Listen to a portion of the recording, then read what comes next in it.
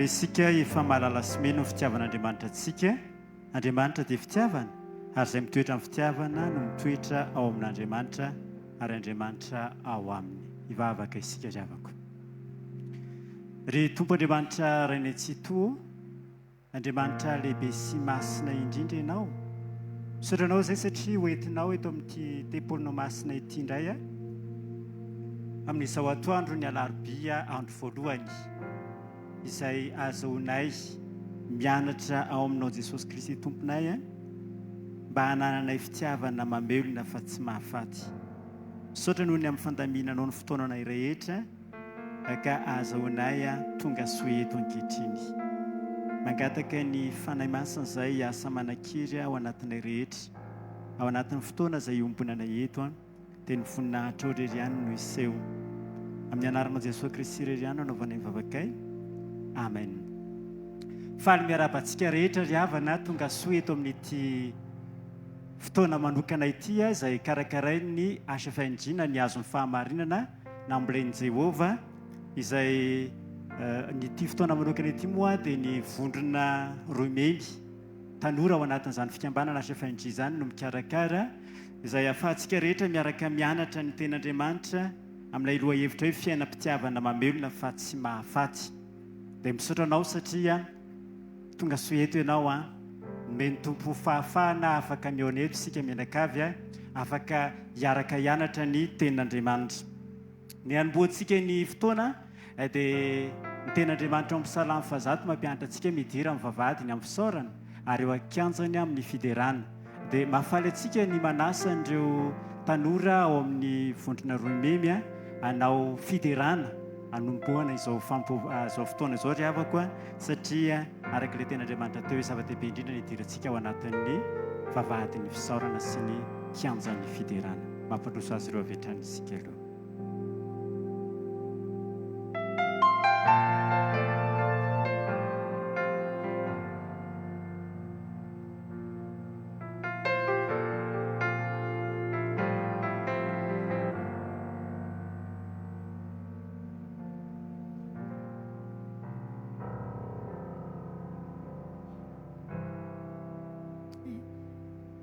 Manatrisa ny arahabantsika rehetra amin'ny anaran'i Jesosy Kristy Tompontsika. Andaontsika hanomana ny fohamam-panahintsika indray hiatrika ny Tompo ao anatin'ny hoe fiderana sy fanandratana anazy. Dia raha sitraka ao mariky ny fanajantsika ny Tompontsika ihany koa dia ndao ataontsika eo am-pitsanganana izany.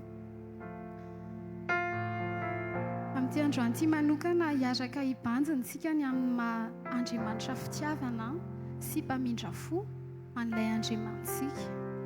Dia esory izay rehetra mety hoe manelingelina ny sainao, tsy ampifantoka anao, fa ndao tena hoe hiaona manokana amin'Andriamanitra avy any anatintsika tsirairay avy any mihitsy no andao anandratra an'ilay hoe Andriamantsika io tena fitiavana izy sady mpamindra fo.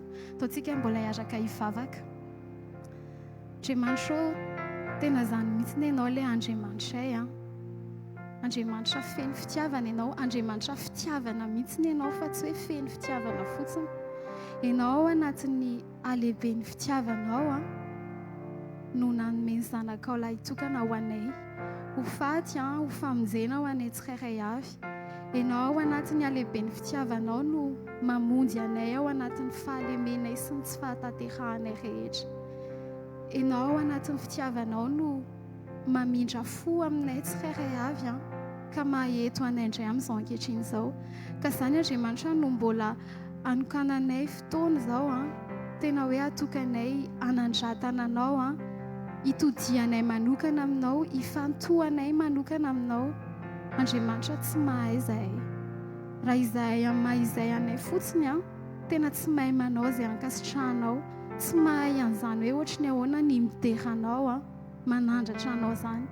Fa izany indrindra no mbola angatahanay aminao hoe tena ianao no miasa any anatin'ny fonay tsirairay avy, mahatonga anay hoe tafaray marina aminao Andriamanitra, mahatonga anay tafafantoka marina aminao Andriamanitra, tafabanjina anao ary tena hoe mahita an'izany halehiben'ny fitiavanao sy ny indrafonao amin'ny fiainanay tsirairay avy izany.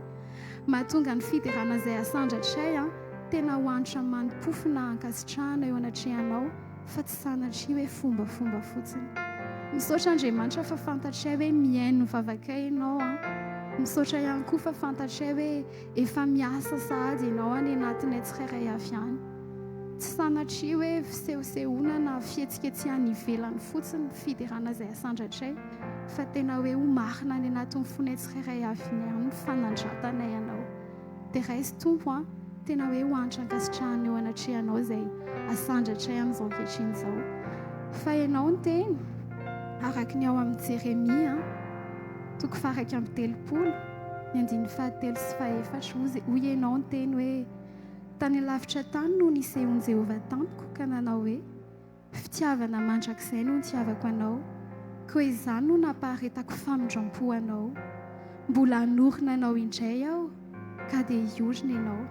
Andriamanitra izany ianao ilay Andriamanitray ianao mihitsy ny mampitoetra anay tsirairay avy manorina anay ao anatin'ny nindrafonao. Dia tena izay indrindra hoe miaina amin'ny famindramponao zahay isan'andro. Atao hoe raha antsika manao ilay hira hoe miaina amin'ny famindramponao.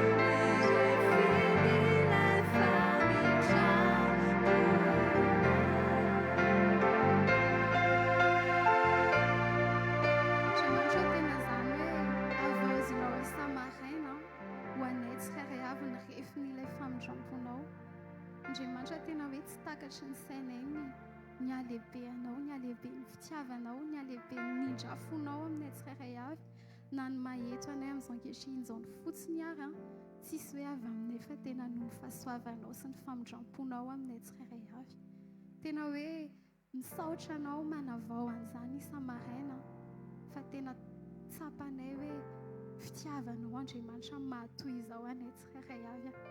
Dia izany mbola tianay hatrany hanandratana anao ilay Andriamanitra fitiavana. Mbola ho toizantsika hatrany amin'ilay hira hoe Andriamanitra fitiavana ianao.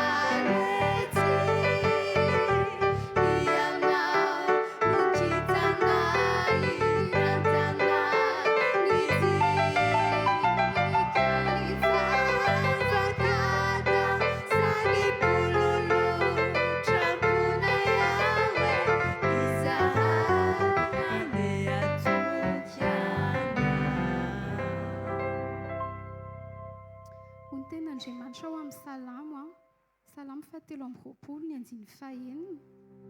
Eny tokoa fahasoavana sy famindrampo no anarakay amin'ny andro rehetra iainako dia hitoetra eo an-tranon'i Jehovah androlava aho.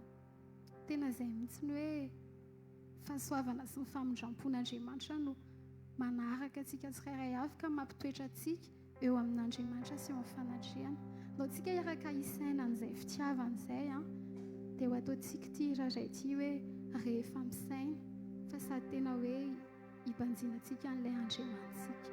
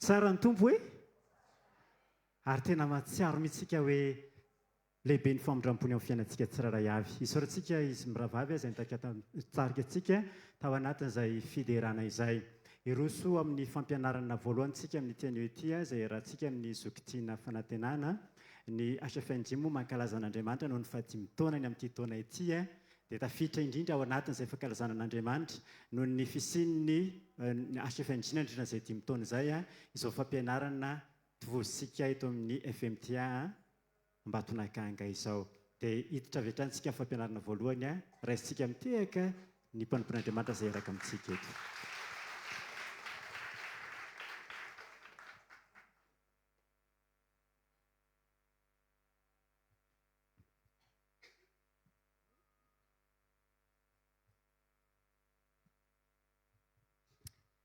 Feno fifaliana be ny fo mahitanao mitian'ity tonga soa atao anatin'izao toerana fiantsoana ny anaran'Andriamanitra izay tena hoe mankasitraka be hatrany isika omeny tompo fahafahana miaraka ato amin'ity FMTA fiangonana malagasy hatrany biriky hatrany zozoro zay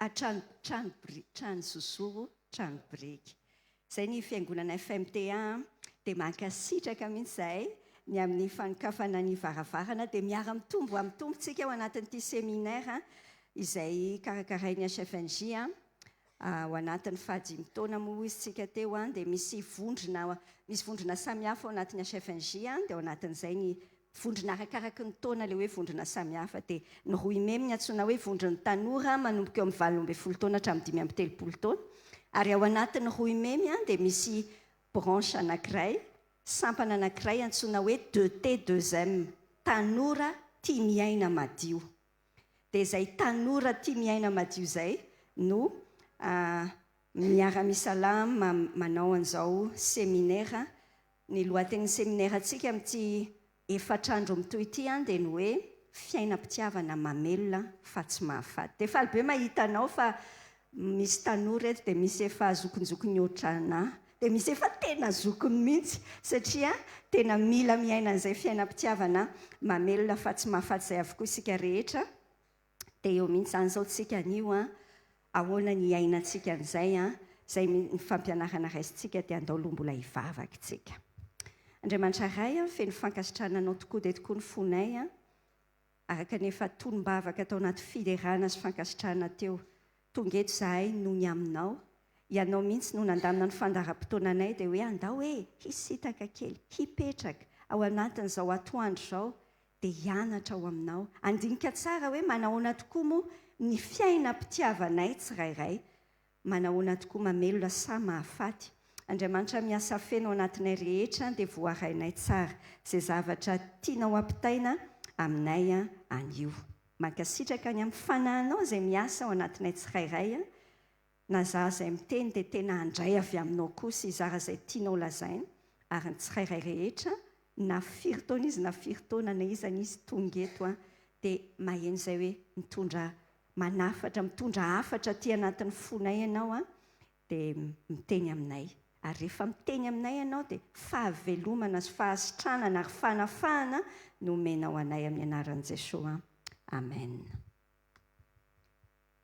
Ahoana ny ananantsika sy ianao fiainam-pitiavana mamelona fa tsy mahafaty. Ny zavatra voalohany mila hifampatsiahivantsika sy ianao mba tsy ho varimbarintsika eto ambonin'ny tany dia averiko aminao hatrany izany rehefa hoe raha mbola tsy voandroany ianao niaraka nianatra tenin'Andriamanitra tamiko dia tiako hatrany mamerina an'izay sady mamerina ty amiko mihitsy koa hoe manam-pahavalo kay moa tsika sy ianao ty tsy rakoto sy rabe ilay fahavalontsika tsy ilay rafilahinao sy ilay rafivavinao tsy ireny ilay fahavalontsika fa indrindra ny tenin'Andriamanitra ny amin'ny Efesianina 4:12 hoe tsy mitolona amin'ny nofo aman-dratsika fa amin'ny fanapahana sy amin'ny fanjakana sy amin'ny mpanjaka an'izao fahamaizina an'izao dia amin'ny fanaratsy eny amin'ny rivotra satana izay fahavalontsika izay ary ambaran'i Jesosy tsara ny amin'ny filazantsara ny soratan'i Jaona misy andalana anankidimy ao amin'ny Jaonao 2:12 ny 4:12 ny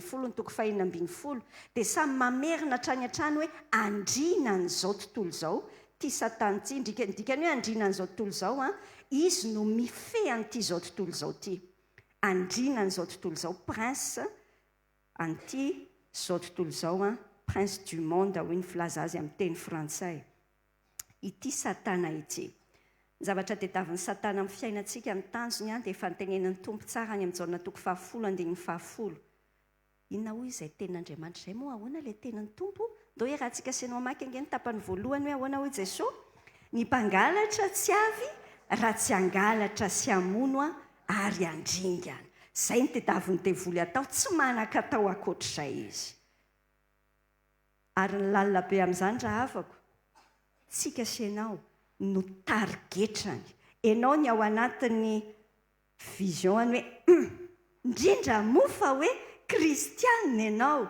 teraka tao anatina ankonana kristianina efa nanolo tena ho an'i Jesosy mihitsy ny angalatra no avinao no tadiavin'ny fahavalo ny amono ny fiainanao atonga anao hiaina ohatra hoe miaina fa kay tsy miaina mihitsy risea amin'ny teny frantsay izy angamba ny afaka tenentsika hoe ataony izay atonga antsika amin'ny survivre fa tsy mivivre zafady zany fa teneniko anao ohatran'izay ilay izy samihafa be zany ny anankiray a miaina ny survivre nefa ohatrany hoe misy teny hoe vivre ihany ao anatiny fa ainao njikany hoe misurvivre miezaka miaina ary ity resaka fitiava amin'ity tena enjana be ty fa mampatonga atsika mifomaraina ianao a fa tena misurvivre mihitsy e mampamono tena mampatsy fantatro daholo ay tanjo fahavalo aza dinoina mihitsy angalatra no avinao amono ny fiainanao ary andringana ny taranakao zany ny any anatiny ary sotra ny tompo mihitsy tsika sainao tafavory eto amin'ty an'ity hiara isaina dia hiaraka hanapaka hoe non atao non be mihitsy tsy avelako andringana ny taranako intsony raha mijerytsika mantsy ny fiainana ankehitriny a dia ohatran'ny zavatra ny filma niseho tany amin'ny bebe anareo ihany miseho tamin'ny mamanareo dia miseho aminao dia miseho ary ngatry zany le izy lalina be bebe anareo zany efa tsy fantatra hoe iza ny tena dada amin'ny mamanareo a dia mamanareo koa ianao koa tsisy isoratra ao anaty karapanondro hoe iza ohatra zany le fiainana azonao a-tsaina dia andringana ny taranaka ahoana ny fomba fiasan'ny fahavalo ny tenin'Andriamanitra dia mampiseho amintsika tsara ao amin'ny Efesiana toko 5:1-10 zao dia hoy tsara ilay tenin'ny Paoly hoe tafio avokoa ny fiadian'Andriamanitra mba azahoanareo mifahatra amin'ny fanangoleny devoly fa izay ny fomba fiasan'ny devoly ravako manangoly izy ataoko amin'ny teny tsotra amin'le dokotera mianestezie anao izy zany ravako a ianao efa angolo ny tongotra ohatrany hoe iso ianao mipetraka eo dia ataonao akroise ohatran'io ny tongotra ao a elaela le izy tsy miala eo dia ahoana ohatra mangoro vitsika be tsy heninao zany le izy avy eo na rehefa le nanala nify iny ianao dia nasiana anestezie ataon'le dokotera ohatr'izao tsy heninao le mara tsy heninao any a ohatr'izay mihitsy ny ataon'ny devoly tsy azonao a-tsaina mihitsy fa efa hoetiny ohatrany makany amin'ny abatoary ianao dia manaraka tsara manangoly ny zavatra fataony anankiray koa amin'ny apokalipsy toko 2:10 tenenin'ny tenin'Andriamanitra eo amin'ny 9:7 mpamitaka izy satana menarana ela dragona zany fiatsoana azy avokoa izay mpamitaka an'izao tontolo izao mila azonao a-tsaina tsara fa mamitaka ny devoly mandainga izy hoy ny jaona toko 5:4 Jesosy miteny hoe satana dia mpandainga tsy misy marina ao aminy misy zavatra mahasamihafa kely ny mpandainga sy ny mpamitaka ny natiorany satana mihitsy dia mandainga izy fa zao ataon'izay tsy ahalalana ao an'le izy hoe mandainga ohatran'ireny inona le hoe mamitaka ohatran'ny izy kanefa tsy izy any zay ianao fa voafitaka ohatrany hoe iny ianao zany mividy deodorant hoe Nivea mihitsy ty sady mora be le izy fa ohatran'ny ray alina tena azo raha misy mivarotra anao zany dia aza mividy mihitsy fa rano mangatsiaka zay ny ao anatiny ohatra ny tena izy ny malagasy ohatra mahay mazamy mamitapitaka zany mihitsy tandremo sofatsitsika senao fa zay mihitsy le fomba fiasan'ny fahavalo mamitaka izy mandainga izy ary miapanga izy hoy ny apokalipsy 2:10 ary amin'ny 9:10 ary miapanga ny dikany moty zany zavatra mahazo antsika zany rehefa hoe misy zavatra tsy mety ny fiainanao ankehitriny dao mba mandeha psykely ianao psychiatre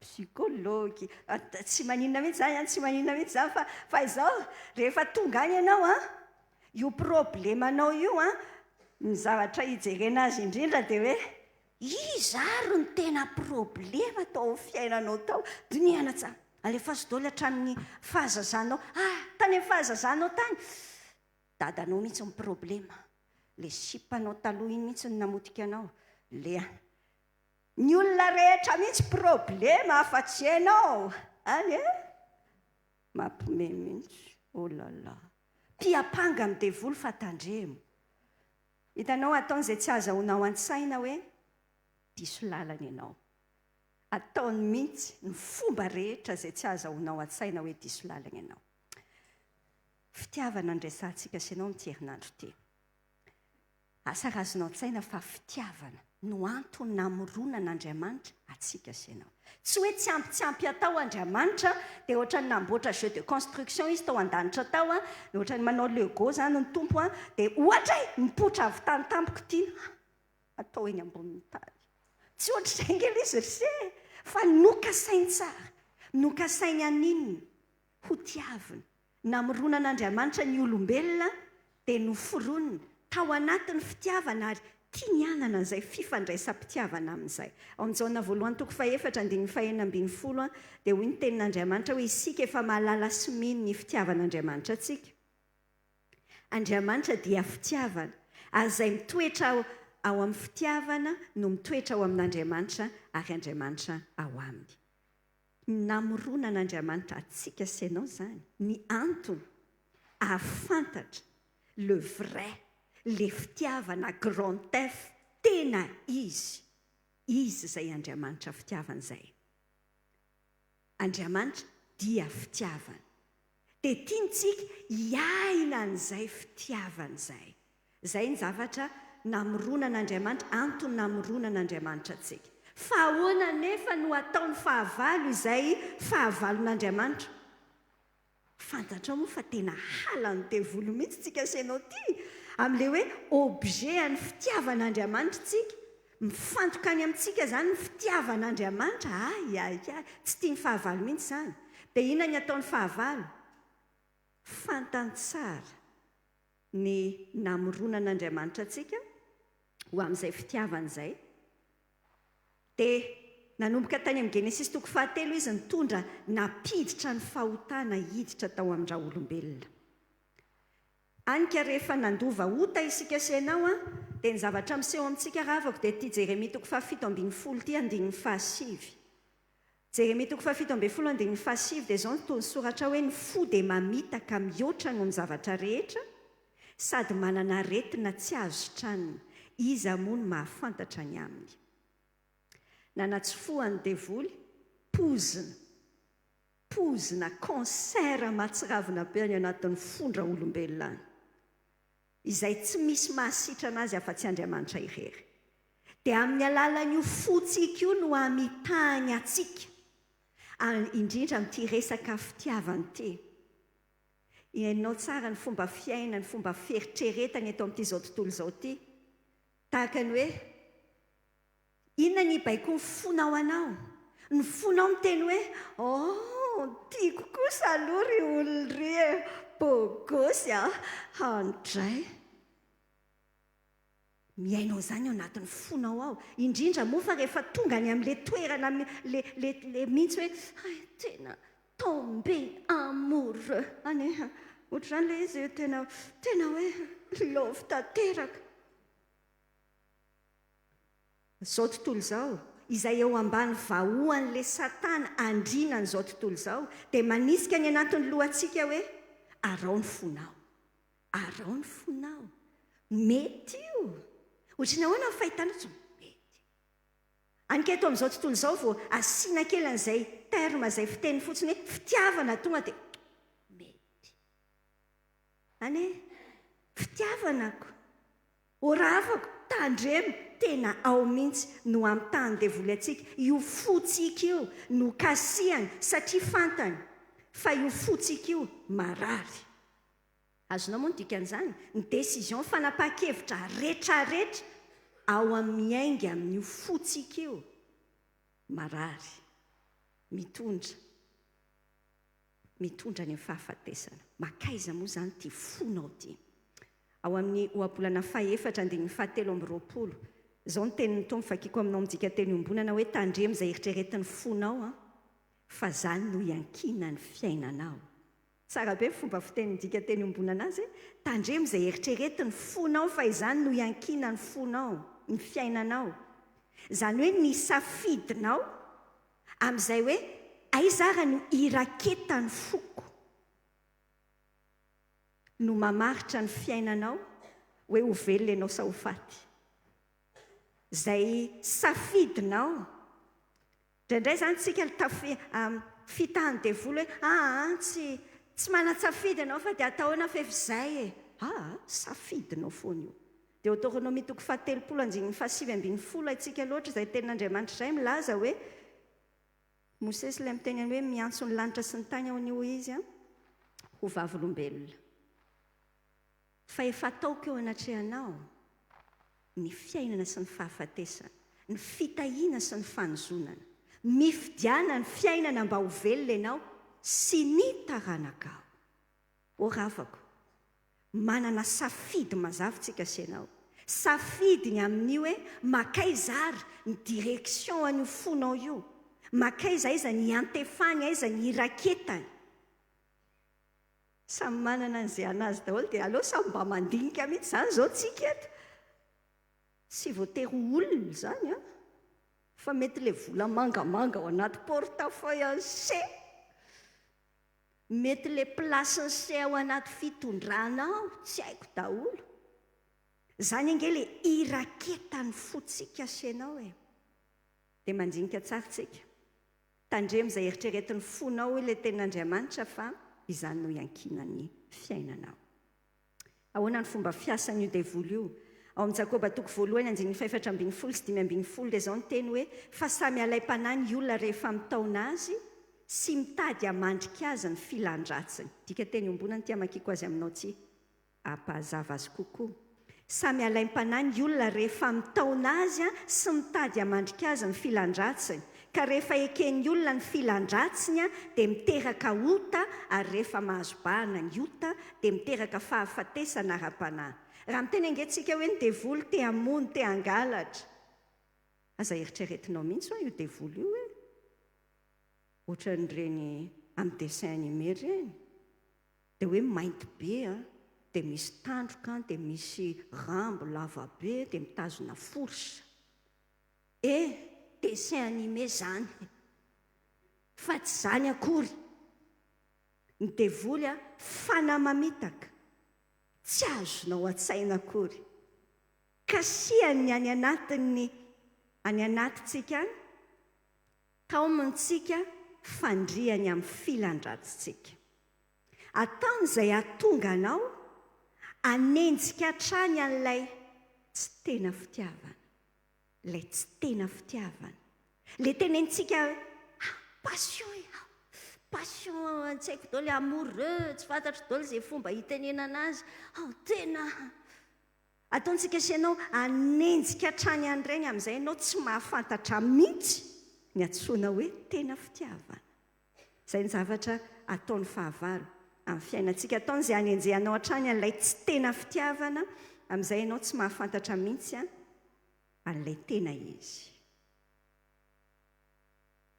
tarihany amin'ny filandratsitsika isika ny filana ty anatintsika naturel voajanahary fa rehefa misy an'ilay fahotana ilay izy dia ilay zavatra tsara nataon'Andriamanitra ny filanan'ny fitiavana tena tsara zany filana azafady zany tonga dia tsoriko oatra zany fotsiny sexe zany tonga dia ataoko oatra zany tsisy maninona akory tsara zany tsara daholo ny nataon'Andriamanitra fa tena avadiky ny fahavalo mihitsy ho lasa filandratsy dia izany mameno ny saina dia miteraka ota ao anatintsika. Andao raha jerentsika sainao hoe ohatry ny ahoana ny fitiavana mahafaty, ary amin'ny tapany farany indrindra rentsika mijery hoe ohatry ny ahoana ny fitiavana mamelona. Fitiavana mahafaty raha avako zavatra anankiroa no teneniko anao anatiny. Voalohany dia ity: raha ohatra ka ny filana no eritreretintsika hoe fitiavana, izay mihitsy ny zavatra miseho amin'ny fiainana ankehitriny. Raha ataontsika amin'ny teny anglisy izy izao lust ozy izy amin'ny teny anglisy, LUST, love izy amin'ny teny anankiray, ilay fitiavana hoe love. Filan-dratsy ilay zavatra tenentsika ao anatiny. Izay no lasa heverina amin'ny fiainana ankehitriny hoe izany ny fitiavana. Dia andao jerentsika tsara, tonga eto mihitsy ianao izany, verifieny eo anatria amin'ny tompo, sao dia mba tsy le tena fitiavana fa filana ilay zavatra eo amin'ny fiainantsika. Jery tantarana karazan'olona anankitelo no jerentsika eo anaty baiboly eo amin'ity anio ity samy niaina fitiavana adaladala daholo zareo. Dia misaotra ny tompo fa voasoratra tao anaty baiboly ilay izy, akatsika sianao lesona. Ao amin'ny mpanjaka voalohany toko 2:1 hatramin'ny 7, ny tantara voalohany resahako aminao dia i Solomonina mpanjaka. Hainao loatra za Solomonina mpanjaka zany. Tsy misy toa azy teto ambonin'ny tany se nanana fahendrena ny harena, tsy misy mihitsy ny tenin'i Jesosy, ny tenin'Andriamanitra milaza hoe tsy misy talohany, tsy misy tahoarinany mitovy aminy. Fa haintsika koa ny fiafarany, ary raha tsy hainao dia tantaraiko aminao. Fa tamin'ity resaka fiainam-pitiavany ity angely lasa daly zokilahy azose, dia soa ihany fa tonga etsika mianatra. Fa so ianao mieritreritra hoe mpanompon'Andriamanitra be ianao dia tsy hitaraboka mitandrina. Inona zavatra niseho mpanjaka voalohany toko 2:1 hatramin'ny 7 nivakitsika. Ianononge Solomona mpanjaka, tia vehivavy maro hafa firenena, fa tsy le zanaka vavy ny Farao ihany. Iny aloha efa problema, le zanaka vavy ny Farao efa problema. Dia matoa izay ilay filazan'ny tompo azy, satria efa niteny mihitsy Andriamanitra hoe aza manambady hafa firenena. Fa ity zany aloha mbola nanao an'izay ihany, tsy le zanaka vavy ny Farao ihany, fa vehivavy maro hafa firenena: Moabita, Amonita, Edomita, Sidoniana, Rietita. Dia vehivavy avy amin'ny firenena izay nolazain'i Jehovah tamin'ny zanak'Israely hoe tsy hanambady azy nareo, ary izy tsy hanambady anareo, fa ampivily ny fonareo anaraka ny Andriamanitra koa izy. Kanjo tamin'ireo ny raketa ny fitiavan'i Solomona, ary dia nanana vady andriam-bavy firy tompo 700 sy vady tsindrany 300, ka nampivily ny fony ireo vadin'ireo. Ravaka tady janona mihitsy mifotsika mieritreritra an'izany.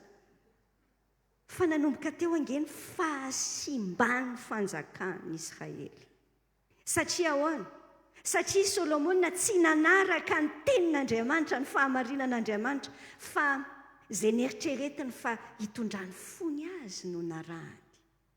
Azonao an-tsaina le danger de mort mampidi-doza velona be amin'ity foty. Le izy ohatrany tsy haiko aloha izany hoe amin'ny fomba ahoana ny hanambadiana olona arivo ao anatin'ny fiainana anankiray. Fa dia izany nefa ran'ilay raharaha. Filana no heverina hoe fitiavana. Tia, hitanao tsara ilay terme hoe tia vehivavy maro. Lasa tsy misy fahonoana tena. Hitanao rehefa tsy misy fahonoana tena, ohabolana 5:20 le tenin'Andriamanitra, tanàna rava tsy misy manda ny lehilahy tsy mahatsindry ny fanandy. Aza mierikerika be ry vehivavy hoe izany ondry lehilahy, na lehilahy na vehivavy ny dikan'izany, fa tsy hoe na hoe lehilahy fotsiny. Tanàna rava. Tsara be mihitsy aseho an'ny tompo amintsika. Fa tsy le fieritreretana izao tontolo izao hoe izay baiko ny fiainana, baiko ny fonao any dia mety. mila fahononam-po fahononantena ary rehefa tsy misy zay indikan'ilay hoe mahatsindry ny fanahiny manana contrôle de soi rava ny tanàna ry sena rava ny tanàna dia aloha zao tsika mipetraka kely indray so dia za zao mamparava ny tanàna ny se anso ihany fa eton'ny tompo eto tsika satria ny tompo mpanangana ny rava fa raha tsy azonao an-tsaina tsara aloha zay dia mbola tamy foana ny devoly andrava rava ny tanànanao rehefa avelanao hiantehitra amin'izay mety aminao ny fonao raha zay foana ny vocabulaire atsika sianao zay hatrany ny vocabulaire voambola zay mety amiko misy fotoana efa miteny anao ny ray aman-dreninao so ihany fa tsisy haiko mihitsy ny tantara-piainanareo teny anao ray aza miaraka amin'iny olino a dia anao ka io ny mety amiko azafady so dia teanao fiafarana ohatra ny gasy Solomon ny se lalina be nge fitiavana nge ny eritreretina kay lasa mifankaty tamin'ny fahavalo zay le tsy azontsika atsaina ao anatin'ilay izy tsika mieritreritra hoe non fitiavana io finna fa tsy zany le tantara am'le chambre d'école ka le any an-trano nge mandreraka be mihitsy dia nefa le décone amin'ray service tia mihaino anao mihitsy izy dia nefa rany maninona renao tia mazoto be manao service nefa tsy androna tsy asa tsy fotoananao akory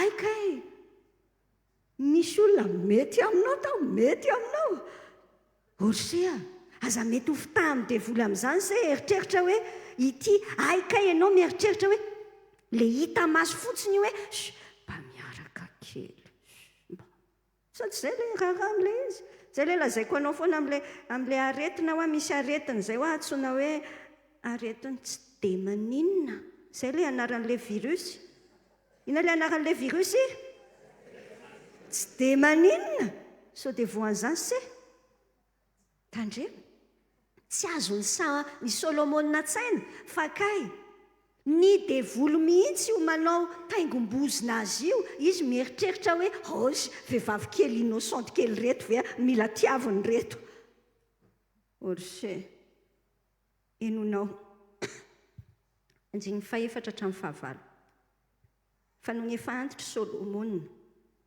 tena vilany vadiny fony anaraka Andriamanikafa ka ny fony tsy mba nahitsy tamin'i Jehovahandriamanina tahaka ny fony Davida rainy fa Solomona nanaraka ny Astarta andriamanibaviny Sidoniana sy Milkoma fahavetavetan'ny Amonita ary Solomona nanao izay ratsy eo imason'i Jehova ka tsy mba tanteraka tamin'ny fanarahana azy tahaka ny Davida rainy raha tsika sinao nge izao ny tenenina tsotra be eto hoe atsangano ny tanana izay ohatra ka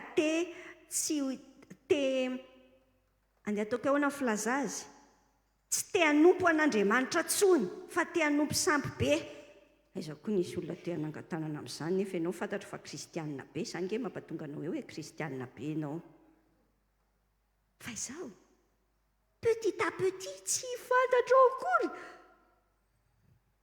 mampalahelo be ny fiafarany fiainan'i Solomona tsy haiko aloha zany ny tena fiafarany fa zao le teny no ny antitra izy dia navilany zany azo aloha fa ny anjin'ny fahafito sy ny fahavalo zao ny vakitsika amin'ilay mpanjaka voalohany teo toko fa 1:12 dia hoy tsara ny fiteny hoe tamin'izany Solomona dia nanao fitoerana avo any Kemosy lasa izy mihitsy lasa mirotsaka manao an'ilay izy fa avetavetan'ny Moaba teo amin'ny avoana tandrifin'i Jerosalema ary ho an'ny Moloka fa avetavetan'ny taranaka Amona ary toy izany koa no nataony ho an'izay vady ny hafa firenena rehetra izay nandory didin-kazomanitra sy namony zavatra atao fanatitra ho an'Andriamanina. Ny olan'i Solomona ravako ny hevitra izy hoe tena mahalala mihoatra an'Andriamanitra tahaka ny hoe tanao amin'ilay fomba fitentsika je sais ce que je fais je gère izy anao le vitako io hoe voafehako io hoe tsy te halala an'Andriamanitra nanaraka ny fony izy lalina be tao anatin'ny tantara dia tsy miatraika amin'ny taranaka nge ny safidy ny safidy ataontsika androany dia miatraika amin'ny taranakitsika manaraka. Izany zavatra niseho tamin'ity Solomona ity andiny faraiky ambin'ny folo mahitintsika hoe ka dia hoy Jehovah tamin'ny Solomona satria efa tonga ao am-ponao izao ka tsy nitandremanao ny fanekeko sy ny didiko izay nandidiko anao. Endako ho afaka aminao tokoa ny fanjakana ka omeko ny mpanomponao. Kanefa kosa tsy ataoko amin'ny andronao izany noho ny amin'ny Davida rainao fa rehefa mby amin'ny zanakao vao endako aminy. Nefa tsy ho endako avokoa ny fanjakana rehetra fa mbola omeko firenena iray ihany ny zanakao noho ny amin'ny Davida mpanompo sy Jerosalema izay nifidiko. Andriamanitra aloha dia ao anatin'ny famindrapony hatrany, ao anatin'ny famindrapony hatrany. Fa ny zavatra raisintsika ao anatin'ireo andalan-tsoratra masindreo dia ity hoe misy fiatraikany amin'ny taranakitsika, na tiatsika na tsy tiatsika. Indraindray zany tsika te eritreritra fotsiny hoe ka le plaisir, le fahafinaritra, juste le zao, le ankehitriny fotsiny eritreretintsika. Nefa ny safidintsika tsirairay miatraika amin'ny taranaka hatrany, na tianao na tsy tianao. Ny zavatra miseho ravako ny zavatra miseho moa tamin'ity tantarity nanomboka teo amin'ny Rehoboama ange nisaraka ny firenen'ny zanak'Israely, nanomboka nisy hoe firenena avaratra, firenena atsimo, nanomboka tena ny chute ohatran'izao zany, tena nilatsaka ohatran'izao. Le fanjakana tsara tarehibe an'i Davida feno famirapiratana dia lasa nidaraboka. Mazava dia ity, tsy afaka sady manompo an'Andriamanitra no manompo filana isika. Tsy mahay manompo tompo roa isika hoy ny ao amin'ny Matthieu 5 tenenin' Jesosy amintsika. Tsy mahay mitondra faharavana ny fiafaran'izay fandehanana manaraka ny filantsika izay. Ohatra ny ahoana ihany koa izay fitiavana mahafaty izay. Ny zavatra faharoa teneniko anao, le filana, iny izany tena lasa afangarontsika mihitsy amin'ny hoe fitiavana, afangaro n'izao tontolo izao dia tia ny fahavalo afangaro amin'ny fiainantsika koa. Ary ny zavatra manaraka dia ity, lasa tia lainga, sady mino lainga isika rehefa adalain'ny fahavalo izay, rehefa anestezien'ny devolo rysea. Tantara manaraka tiako isintomana ny sainao anatin'izany dia tantarany Aminona sy Tamara, any amin'ny Samuela faharoa 7:10. Ny zavatra niseho amin'ny Samuela faharoa 7:10 vakiko aminao aloha ny andinin'ny 2 voalohany. Misy any Absaloma zanaky Davida, nananana bavy tsara tareha, Tamara no anarany. Dia io indray fa tonga le teny ary tia azy i Aminona. Ohatran'le tamora be tamin'ilay Tamara zany Aminona. Ary Aminona nalahelo ka matiny ihany. Tena le hoe le misira zay je l'aime à mourir. Rehefa ohatr'izany le fomba hitenenanao azy dia mampiomehy izay. Matiny mihitsy. No i Tamara nabavy, aza mieritreritra an'le hoe nabavy sy ny sisa aloha ianao fa io demi-sœur io ny zavatra nety zany fanao zany tamin'ny fiainan-dry taloha tany. Virginy izy ka sarotra tamin'ny Aminona niaka azy. Dia inona ny zavatra nataony Aminona tao anatin'io? Nisy nanolo-kevitra tamin'izay nga Jonadab, jerentsika izay ary amin'ny fiafaran'ny fampianarantsika ry avy eo. Ho niteny Jonadab hoe inona ary ity zanakam-panjaka ve letsy? Zanakam-panjaka ve dia malahelo tsy mahina-kanina ohatran'ity? Tsotra zany, manaova mody marary dia asaivo makaty aloha ny mpanjaka mijery anse. Dia iny tokoa zany tonga amin'ny mpanjaka nga David io marary dada, dia nidikany mba asaivo makaty kely Tamara, izay le hevitra nataony Jonadab, mba hanao mofo anao aniko, azonao tsaina le raharaha. Any amin'ny andinin'ny 7 no raisintsika fa iny tokoa zany fa nalefa ny Davida ilay Tamara. Andinin'ny 7 hatramin'ny 1:10 no ampahany vakiko aminao fa afaka vakianao manontolo io andalan-tsoratra masina io any an-trano. No raisin'ny Tamara le fanendasana dia narosony teo anoloany fa tsy netininana izy. Dia hoy Aminona, avoainy olona rehetra. Tsy efa hitanao mitovitovy amin'ilay ankehitriny ihany ve zany? Te hitaditady toerana manokana, hitanao ary tsisy mahita, avoainy olona rehetra.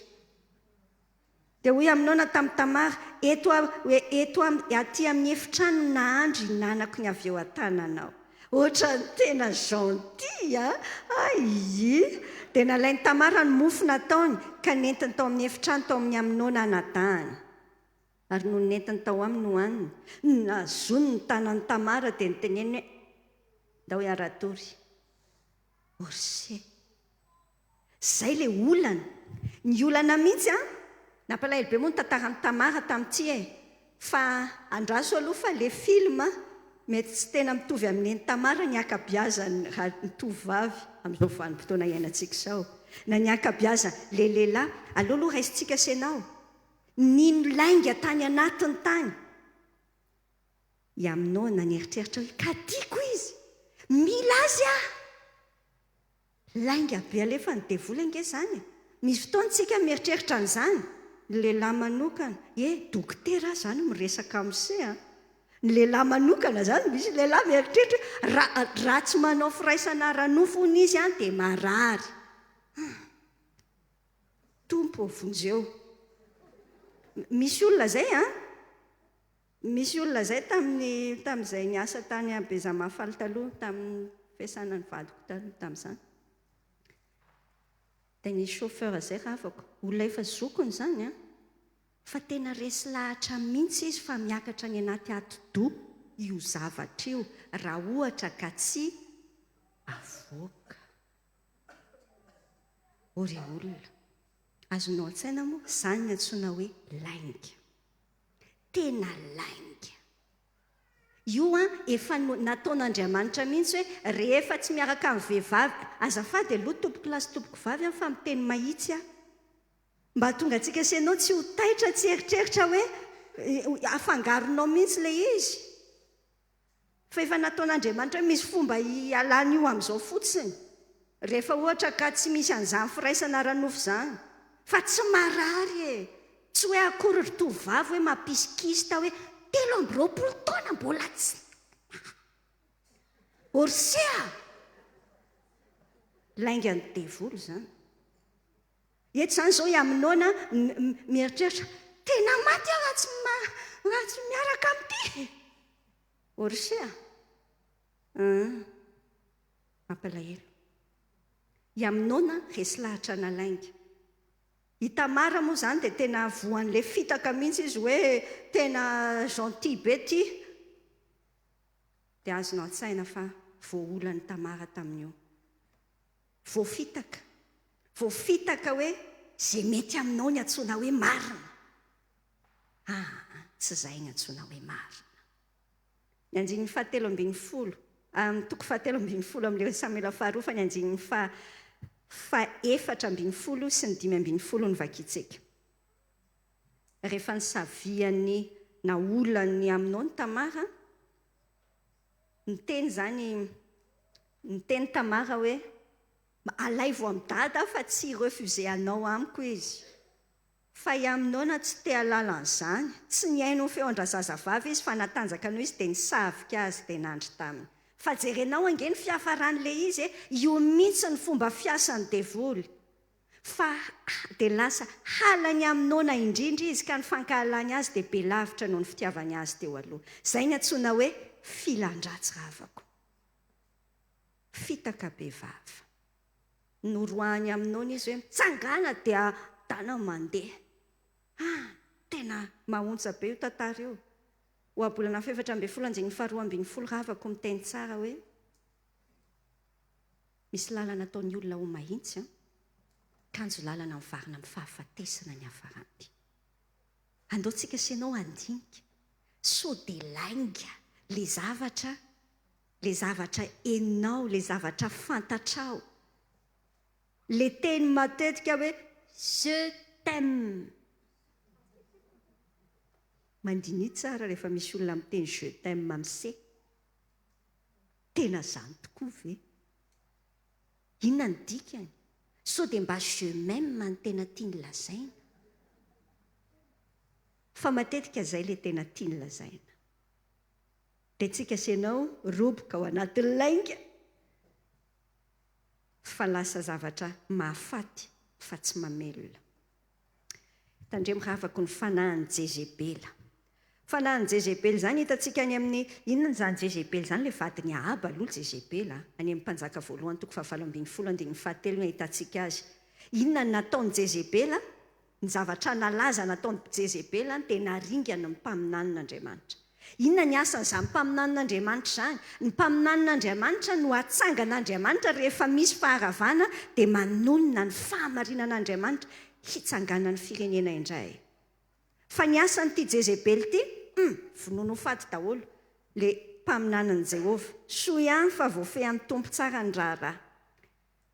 Fa ao amin'ny Apokalipsy toko 2:20 dia hitantsika ihany koa an'izay resaka jezebely izay, dia tiako tenenina anao tsara. Zao ilay teny ao amin'ny Apokalipsy hoe kanefa mananteny aminao satria ianao mandefitra amin'ilay vehivavy jezebela izay milaza ny tena no mpaminany vavy ka mampianatra sady manoloky ny mpanomboka hijangajanga sy hihinana hena naterina tamin'ny sampy.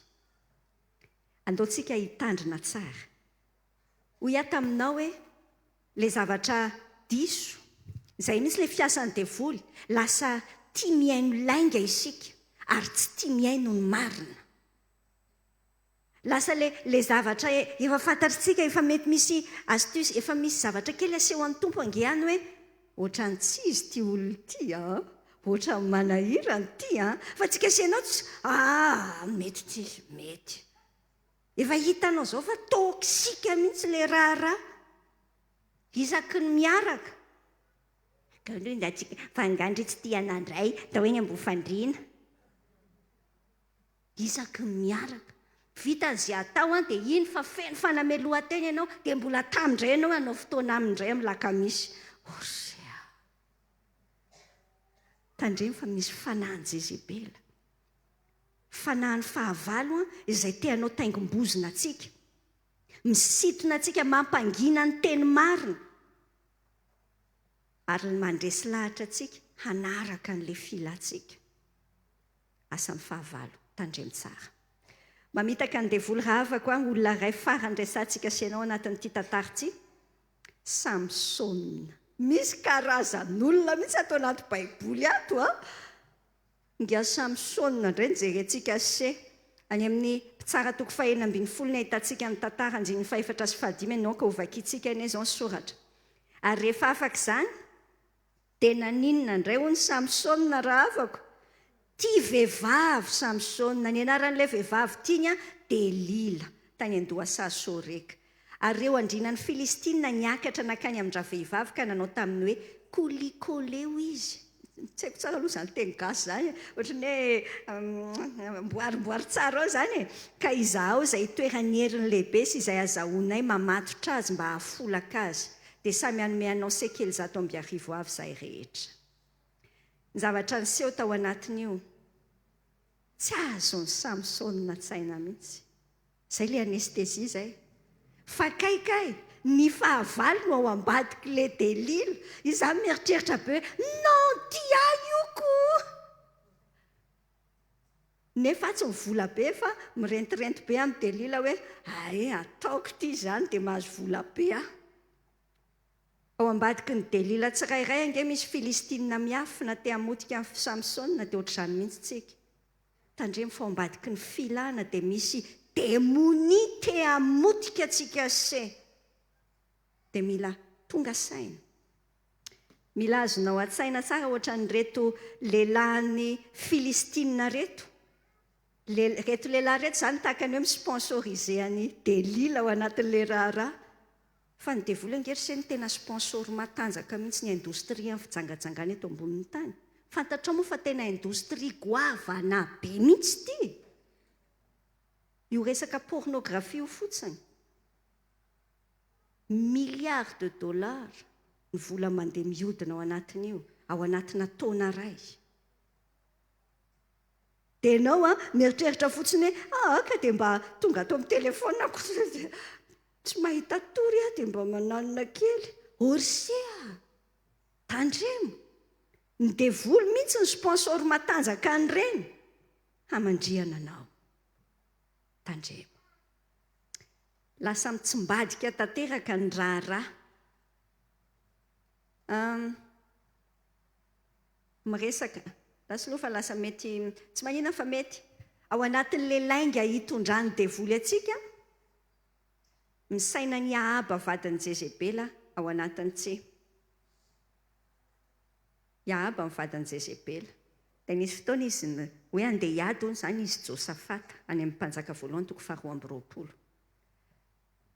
dia niteny josafata fa josafata zany azy important tena zava-dehibe mihitsy hoe misy mpaminan'Andriamanitra anontaniana dia niteny an'izay tamin'ny ahaba izy moa tsy misy mpaminany Jehovah koa va eto mba anontaniantsika dia hoy ilay mpanjakan'Israely Ahaba io tamin'ny Josafata mbola misy lehilahy anankiray ihany dia Mikaia zanaky Jimla azahoantsika manontany amin'ny Jehovah fa zaho halako izy ianao moa zany teniny izany halako izy satria tsy mba maminany soa izy fa loza ihany inona ny dikany rehefa voafatotry le lainga ny devolontsika dia tena lasa mitsimbadika mihitsy vadika dodo tanteraka le zavatra tsara indray ny tenenina hoe loza ary le ratsy no tenenina hoe tsy maminany tsara ao anahy mihitsy izy satria hoana le zavatra tia ny hoen'ny sofiny foana le tia ny hoen'ny filany foana fotsiny no tiany hoeno hatrany hatrany dia izay le tsy hitiavany miaino ny tenin'Andriamanitra tandremantsika izany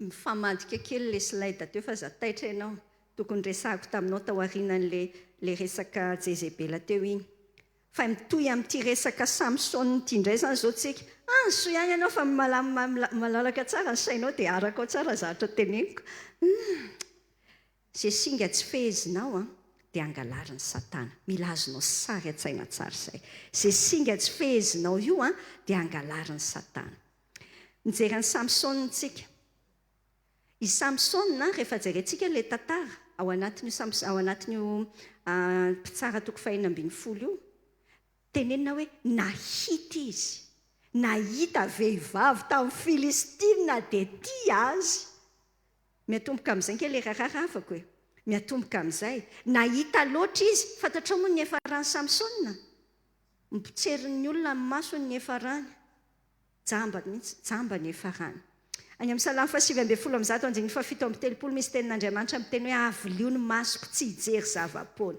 izao mila azontsika senao sary an-tsaina tsara ravako izay zavatra tsy fehezinao eo amin'io tenanao io raha velanao mandeha ho azy eo amin'io tenanao io no mandeha par défaut eo amin'io tenanao io zany se rehefa tsy fehezinao efa misy mifele izy devoly mife azy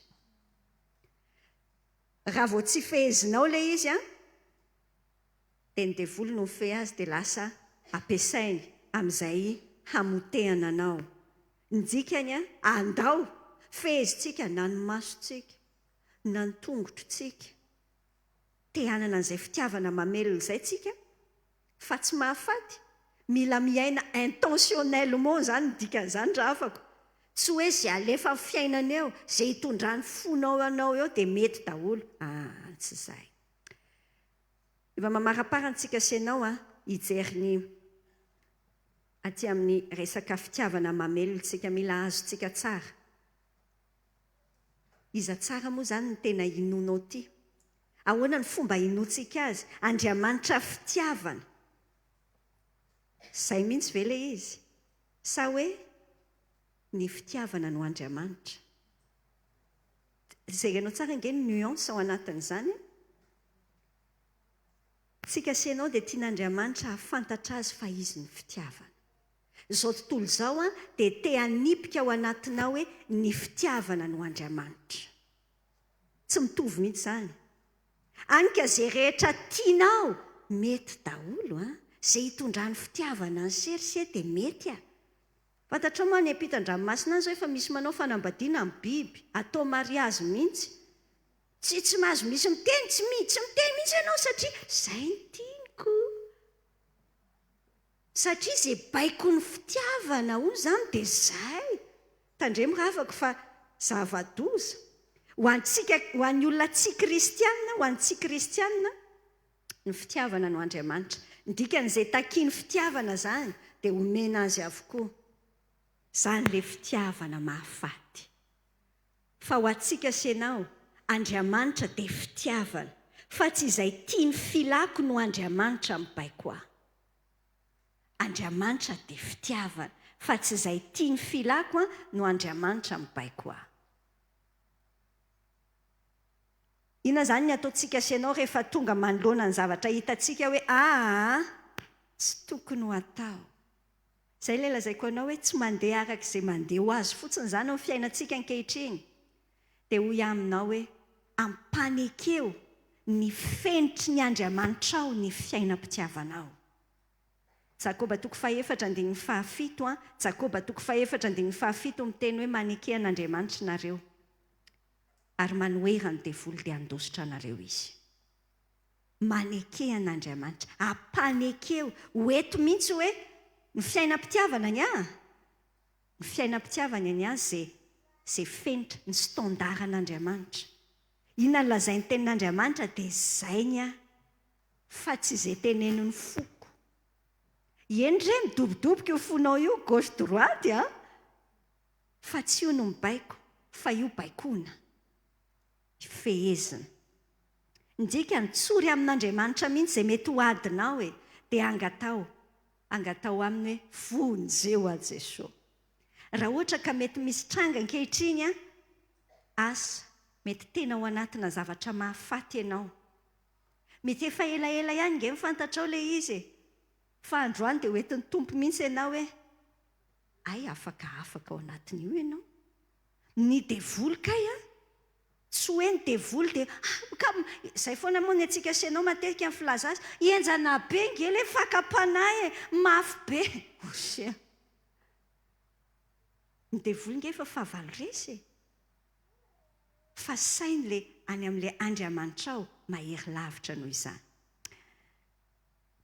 Fanamariana tenentsika tsara alohan'ny andraisantsika teboka 3 farany rehefa avy eo ny amin'ny ahoana ny ananantsika fitiavana mamelona. Tamin'ilay tantarany Aminona sy Tamara. Ao amin'ny 7:7 tiako raisina ho hitantsika Samuela 2. I Aminona nanatsakaiza Jonadaba no anarany. Zanaky Simea rahalahin'i Davida. Bref, cousin any Monsieur Aminona. Tandremo mihitsy le cousin sy le namana fa mahagaga ireny. Jerenao nge tsy hoe mahagaga daholo zareo fa tandremana. Dia hoy Jonadaba, fa maninona ianao ry zanaky ny mpanjaka no mema isan'andro san'andro? Tsy tianao ambaraniko va zany? Dia hoy Aminona hoe tia ny Tamara nabaviny Absaloma rahalahiko. Dia Jonadaba ny teny an'io anazy le nandefa hevitra hoe mandria amin'ny fandrianao dia etsetra. Sao ny zavatra teneniko anao. Ao anatin'ilay fiampitana fialana amin'ilay fitiavana mahafaty ary fiampitana amin'ilay fitiavana mamelona dia hoy aminao hoe tandremo tsara ny olona raisinao namana. Raha te hiaina fitiavana mamelona ianao tena mila mitandrina tsara. Fa ny fahavalo angery sakaiza tena mampiasa karazana Jonadaba be dia be andetehana se lalina kokoa. Le mpiara-miasa zany vao mahita anao ianao amin'ny hoe fa mazava tsara hoe misy peratra ny tananao fa mahita hoe ohatra ny jerijery andry foana le andry jerijery andry foana ahoana ampidiriko amindry ohatrohatr'izany le raharaha. Dia mieritreritra hoe tena namana orsea tena pozina. Tonga dia asivo sirenina be mihitsy ny lohase Jonadaba fa tena problema izany ohatry ny hoe namana tena tia kanefa kay zavatra hafa mihitsy. Ny torohevitra ny Aminona hitanao ny hafarany. Mety tsy azon'ilay olona tsaina kory ange hoe Jonadaba izy tsy azony atsaina izy koa mba anestesie fa misaotra mitombo fa ianao androany maheno an'ilay izy dia hoe ianao hoe tena namana ve ty? Raha vao mitondra anao tsy hanaraka ny sitrapon'Andriamanitra aza tsy miteny aminao hoe miavonavona fa tsy minamana akaiky amin'izany ianao. Korintiana 1:5-7 aza mety ho fitahanareo ny fikambanana amin'ny ratsy dia manimba ny fitondran-tena tsara. Inona izany izao ny ataontsika sy hananantsika fiainam-pitiavana mamelona fa tsy mahafaty.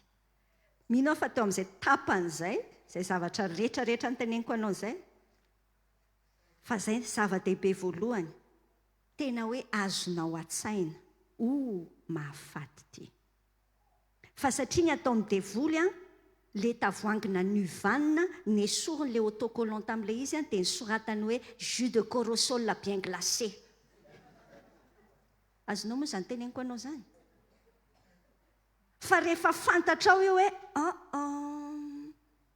dia hoe ianao hoe tsy mikasika an'io tsika tsy mikasika an'io tsika dia ahoana amin'izay izany ny ananantsika senao fiainam-pitiavana mamelona hoy ny tenin'Andriamanitra ny amin'ny Jaona voalohany toko 7:1 endre manahoana ny fitiavana naseho an'iray atsika dia ny antsoiny atsika hoe zanak'Andriamanitra sady zany tokoa tsika ao amin'ny Jaona voalohany toko 4 dia hoy ny teny ihany koa milaza hoe tsy manatahotra ny fitiavana fa ny fitiavana tanteraka mandroaka ny tahotra fa mampahory ny tahotra fa izay matahotra dia tsy mbola tanteraka amin'ny fitiavana isika tia satria izy efa tiantsika taloha inona zany ny dikany ravako Andriamanitra tena tianao noporofoiny taminao tao amin'ny fitiavany tao amin'ny Jesosy zany nanomezany an' Jesosy lay lahatokana tsy misy afa-tsy Jesosy fa nomeny hoe mila maty ianao hanavitra an'io amin'ny fahotany dia atonga ny hoe tafiavana zahay fa tsy hoe vitany hoe tafiavana fotsiny fa antsony mihitsy hoe zanantsika fantaro ravako ny fitiavan'Andriamanitra tamin'ny fiainako manokana za koa mba tena natopatopa ty fitiavana mahafaty ty tamin'ny fiainana lala fa tsy hoe akory rehefa hoe manana an' Jesosy ianao tonga dia mety ho aza tena natopatopa mihitsy dia hoe nisy fotoana tena tonga tany anaty depression lalina mihitsy satria za mihitsy nge le tedaviny devoly amono anao mihitsy ny tedaviny tonga amin'ny fotoana ianao te heritreritra hoe tsy ravina amin'ny fiainako maty mety orsea za ngefa ny aina za mihitsy fa sotra an' Jesosy namelonao ianao nisokafan'ny tompo ny masoko nahafantatra hoe hoay kay ty Andriamanitra orsea efa haiko foana nge zany nanomboka tamin'iza mbola kely efa haiko ny Andriamanitra fitiavana iny efa haiko nga vitany haiko toriko mihitsy za ngefa mpitory teny efa ela be zany dia mitory ataoko hoe mitoritory teny ataoko an'izany le izy satria tena nampome mihitsy taloha haiko ny teorian'le izy fa tsy haiko ny pratikany fa rehefa nisokafan'ny tompo ny masoko nahafantatra hoe kay hitanao io Jaona voalohany toko 7 io tena fiainako mihitsy io endrezika izany fitiavan'Andriamanitra wow tena way okay za tian'Andriamanitra be za ngena hoe manana planina faran'izay tsara tsisy ohatr'izany ho amin'ny fiainanao Andriamanitra ny vahaolana amintsika senao ty teneno ny tompo hoe Jesosy za te hafantatra an'izay fitiavanao zay dia hankafizinao tena nisy torinao be ny fiainako nanomboka tany amin'ny 4:12 tany za efa tamin'ny 88 nandray an' Jesosy rysia tamin'iza mbola 9 taona fa ambony ambany foana amin'ny fiainana maha-kristianina vokatr' io fiainam-pitiavana io surtout ayayayayay fa azotrany ny tompo ny raharaha fitiavan'Andriamanitra ny mahasitra anazy rehefa fantatrao ilany amin'ny Efesianina izay ny lava ny saka ny alaly ny avony mila fantatrao zay dia lasa tiako be ny fiainako izao tiako loatra mihitsy isan'andro dia faly be foana hoe miaina fa tsy ohatr'izany mihitsy taloha ny zavatra faharoa teneniko anao izao tsara ny teny any amin'ny Romanina toko 5:5 ny fanahy masina izay nomeny antsika ny netiny nampidina ny fitiavan'Andriamanitra ao am-pontsika mangetaeta mihitsy an'izay fitiavan'Andriamanitra izay dia angatao avelao ianao fenoa ny fanahy masina fa ny fanahy masina no mampidina ny fitiavan'Andriamanitra ao anatinao dia lasa enao hoay ny zavatra rehetra amin'ny fiainanao dia ahitanao hoe hoay zany fitiavan'ny tompo ahy mandeha bus ianao dia gaga ianao hoay zany fandaminan'ny tompo an'la izy ny fiainanao rehetrarehetra dia ahitanao trasin'la tanan'Andriamanitra tahaka ny manao clin d'œil ianao hoe ahoana indray ianao amin'izany zany foana angena ataon'io Andriamanitra io fa tsika sy ianao rehefa variana ny kafa ny masontsika dia tsy tazantsika ilay izy ny zavatra farany teneniko anao ty tenin'i Jesosy Matteo 7 ty aza omena ny alika izay masina rysia aza tsipy eo anoloan'ny kisoa ny vatosoa anareo fandrao hanitsaka azy izy dia hifototra ka miravira anareo inona ny dikany fantaro tsara ny valeur anao dia andaontsika asianao tsy anaiky hitsindroka zordira ntsony ny olantsika se midona amin'ny poto ary dia midona amin'ny poto ary ny saraka tamin'ry dia lasa hiaraka amin'ry indray anadinona nyry dia etsetra zany ny antsoina hoe mitsindroka zordira rehefa tsy azonao tsara ny valeur atsika asianao hoe tsika asianao nge olona manakaja amboniny lanitra ry se dia lasa tsika mitsindroka tsika efa nitsipony ny tompo fa 4 mi azose ohatr'izay mipaozitsika nitsipony ny tompontsika dia nety nipetraka tany amin'ny palais any anatina lapa tonga any amin'ny lapa indray tsika dia mitomany dia gaga daholo le mpanampy rehetra ao amin'ny lapa ao zany efa misy olona mihitsy efa tokana manompo atsika eo amin'ny lapa dia gaga fa maninona reo mitomany averena ry amin'la dabapakoko ry fa teo eny orsia za mihitsy nge le endrikitsika asianao indraindray fa maninona ianao ny hitomany an'iny vadin'olona iny azafady fa maninona ianao ny hitomany an'iny fantaro ny fitiavan'Andriamanitra ampy anao izay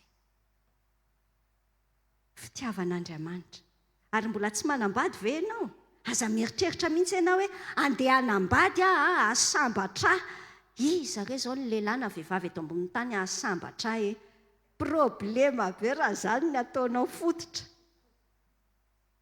fa zany ilay fitiavana mahafaty zany fa nytedavin'ny tompo ianao feno ny fitiavany voky ny fitiavany isan'andro ho antsika rehetra ao anatin'ny efa fiainam-panambadiana aza mikonainaina mihitsy amin'ity resaka vadiny izay tsy mampiseho fitiavany ity tsy mahaizy ry se fa zaho makao amin'ny tompo feno ny fitiavan'Andriamanitra ianao dia feno dia ahoana moa zany mitobaka ry se ilay izy zany angela fiainana be dia be omeny Jesosy tsika natao izara raha avako ary tsy afaka mizara ianao raha tsy feno aloha te hameno anao ny tompo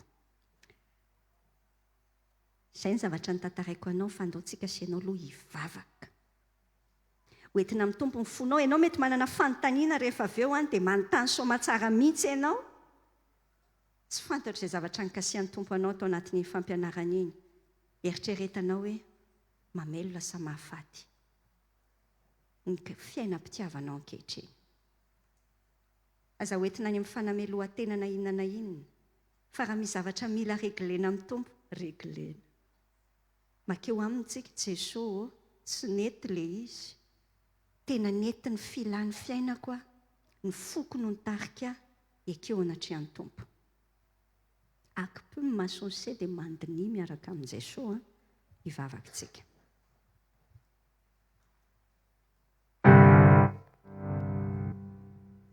Andriamanitra ray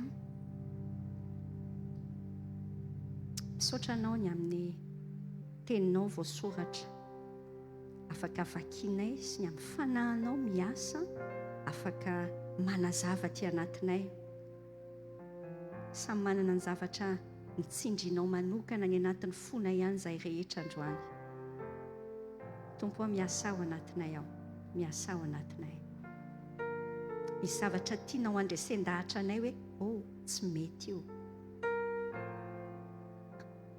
tompo tsy hanamary teny eo anatrehanao zahay miaika eto anatrehanao zahay fa matetika dia tarihan'ny filan'ny fonay ny eritreretinay hoe fitiavana mety tena izy kinanjokay mahafaty Andriamanitra misaotra hoe tonga amin'izao fotoana izao zahay satria ay moa tianao taperana izay tantarana fitiavana mahafaty izay dia te hanomboka vaovao fitiavana tena mamelona ho amin'ny fiainana ianao. Mety izay tompo, mety amboarinao. Miara-mangataka izay ankehitriny. Tena mila mahafantatra ny fitiavanao Andriamanitra izahay. Tao moa ny tsirairay avy tompo fanamasina tena ampidino ameno anay mihitsy izay fitiavan'Andriamanitra izay dia fantatray le lavany, le sakany, le ahavony, le alalany. Dia tena hoe mamaka lalina sady miorina mafy eo amin'izay fitiavan'Andriamanitra izahay. Dia sitrana amin'ny fiainanay. Dia ny fanapahan-kevitray mandeha amin'ny fahazavana tsara. Dia tsy ho azo ny lainga intsony ny lohanay. Andriamanitra, aza vao mihitsy nay anatin'ny tsirairay.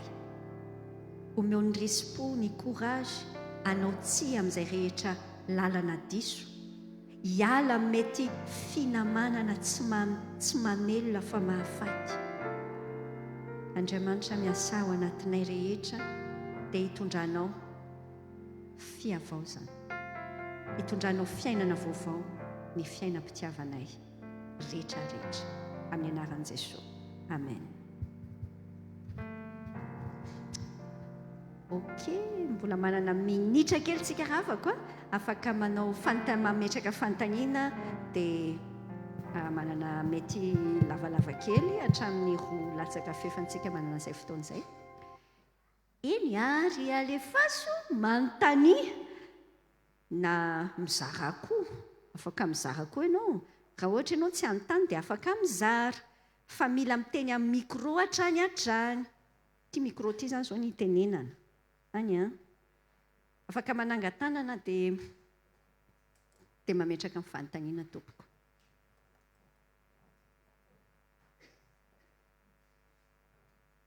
Malagasy moa tompoko dia efa samy mahalala daholo ihany tsika fa somary menamenatra ny malagasy. Le mamakilay ny tena enjana be. Izy ary zany zao ny vonona makilay.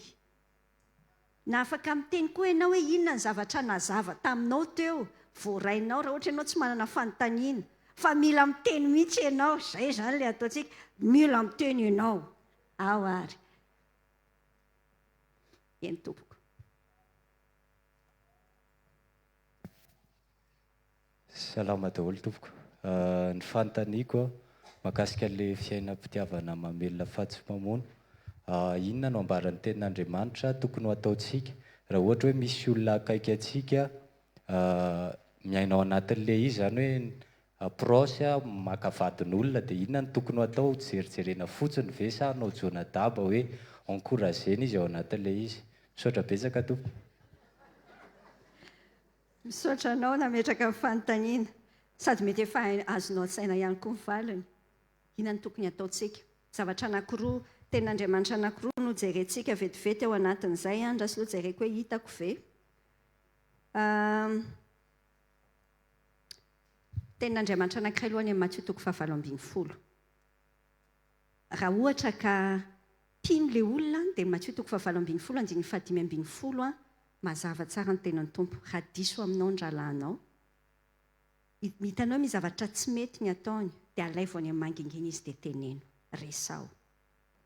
Raha ohatra ka azonao amin'izay izy dia raina ny tompo. Raha tsy azonao dia mitondra vavolombelona 2 na 3 anampy anao hiteny aminy. Ary raha ohatra ka mbola tsy mety amin'izay izy dia hoety eo amin'ny fiangonana anarina. Ary raha tsy mety amin'izay izy dia ataovy tahaka ny gentilesa. Dia mandeha ny teny any amin'ny Korintianina 1:5 miteny hoe raha misy rahalahy nefa mpitsangajanga, pierina mpanao an'izay. Zany hoe mitohy manota ary tsy mampaninina azy no manota fa ianao miteniteny azy foana tenenao hoe ianao kosa aza be mitsara foana. Zay maintsy le fitenin-dra malagasy azy aza mifampitsaratsara. Orsay raisitsika amin'ny contexte tsara ny tenin'Andriamanitra. Nidikany hoe aza mitsara tsy miteny mihitsy le tenin'Andriamanitra ny Matthieu 7 ny tompo miteny an'iny. Ary amin'ny 9 manomboka ary. Raha miteny an'izay izy hoy izy hoe esory aloha ny andry amin'ny masonao zay ianao vao manala ny andry eo amin'ny ny sombokazo eo amin'ny masony namanao. tsy miteny izy hoe aza esorina mihitsy ilay izy fa sao dia tsy tiany eo ianao. Mila esorina ilay izy fa jereo aloha ianao. Dia mila esorina, mila miteny. Teny dikany a, Korintiana 1:5 miteny hoe raha ohatra izy ka tena tamana be amin'izay dia aza miara misakafo aminy. Lasa tena misy fifandraisana mila tapahanao raha ohatra ka rahalahy zany hoe mitenan'izy hoe kristianina efa manana ny tompo kanefa manohy manota nefa efa natao avokoa ny dingana amin'izay fananarana. Hebreo 7:17 raha tsy diso raha afaka miteny hoe mifananara raha mbola raha mihitsy aloha verifentsika kely raha mbola andro koa ny andro. Mifananara isan'andro raha mbola atao hoe anio fandrao isy aminareo tonga mafo noho ny famitahan'ny ota. Andraikitritsika. Any am-bokin'ny Ezekela fa manampy amitsy ntsika rehetra am-bokin'ny Ezekela 4 no misy an'ilay tenin'Andriamanitra miteny hoe ho fato amin'ny elony ihany ny ratsy fanahy. Fa raha ohatra ianao ka tsy miteny dia adin'Andriamanitra aminao. Ezekela 4 zany rafako. 4 sa 4 tsy tadidiko a. Dia fa misy an'izay tenin'Andriamanitra izay tena miteny amintsika mazava hoe andraikitrao. Tena andraikitrao no miteny fa dia mangataka ny tompo ianao hanana fanahy fahendrena amin'ny fomba hitenenana azy ampitiavana. Efa manam-po mihitsy ihany ianao hoe mety tsy ho tiany izay hatrany mantsy ilay manahirana antsika hoe mampanahirana mahasadaikitrako. Ho fato amin'ny elony ihany izy. Fa adin'Andriamanitra aminao ny zany hoe fa maninona ianao tsy niteny nefa ianao mahafantatra hoe lalana diso zany alehanao zany. Misaotra tompoko. Fanontaniana manaraka? Oui.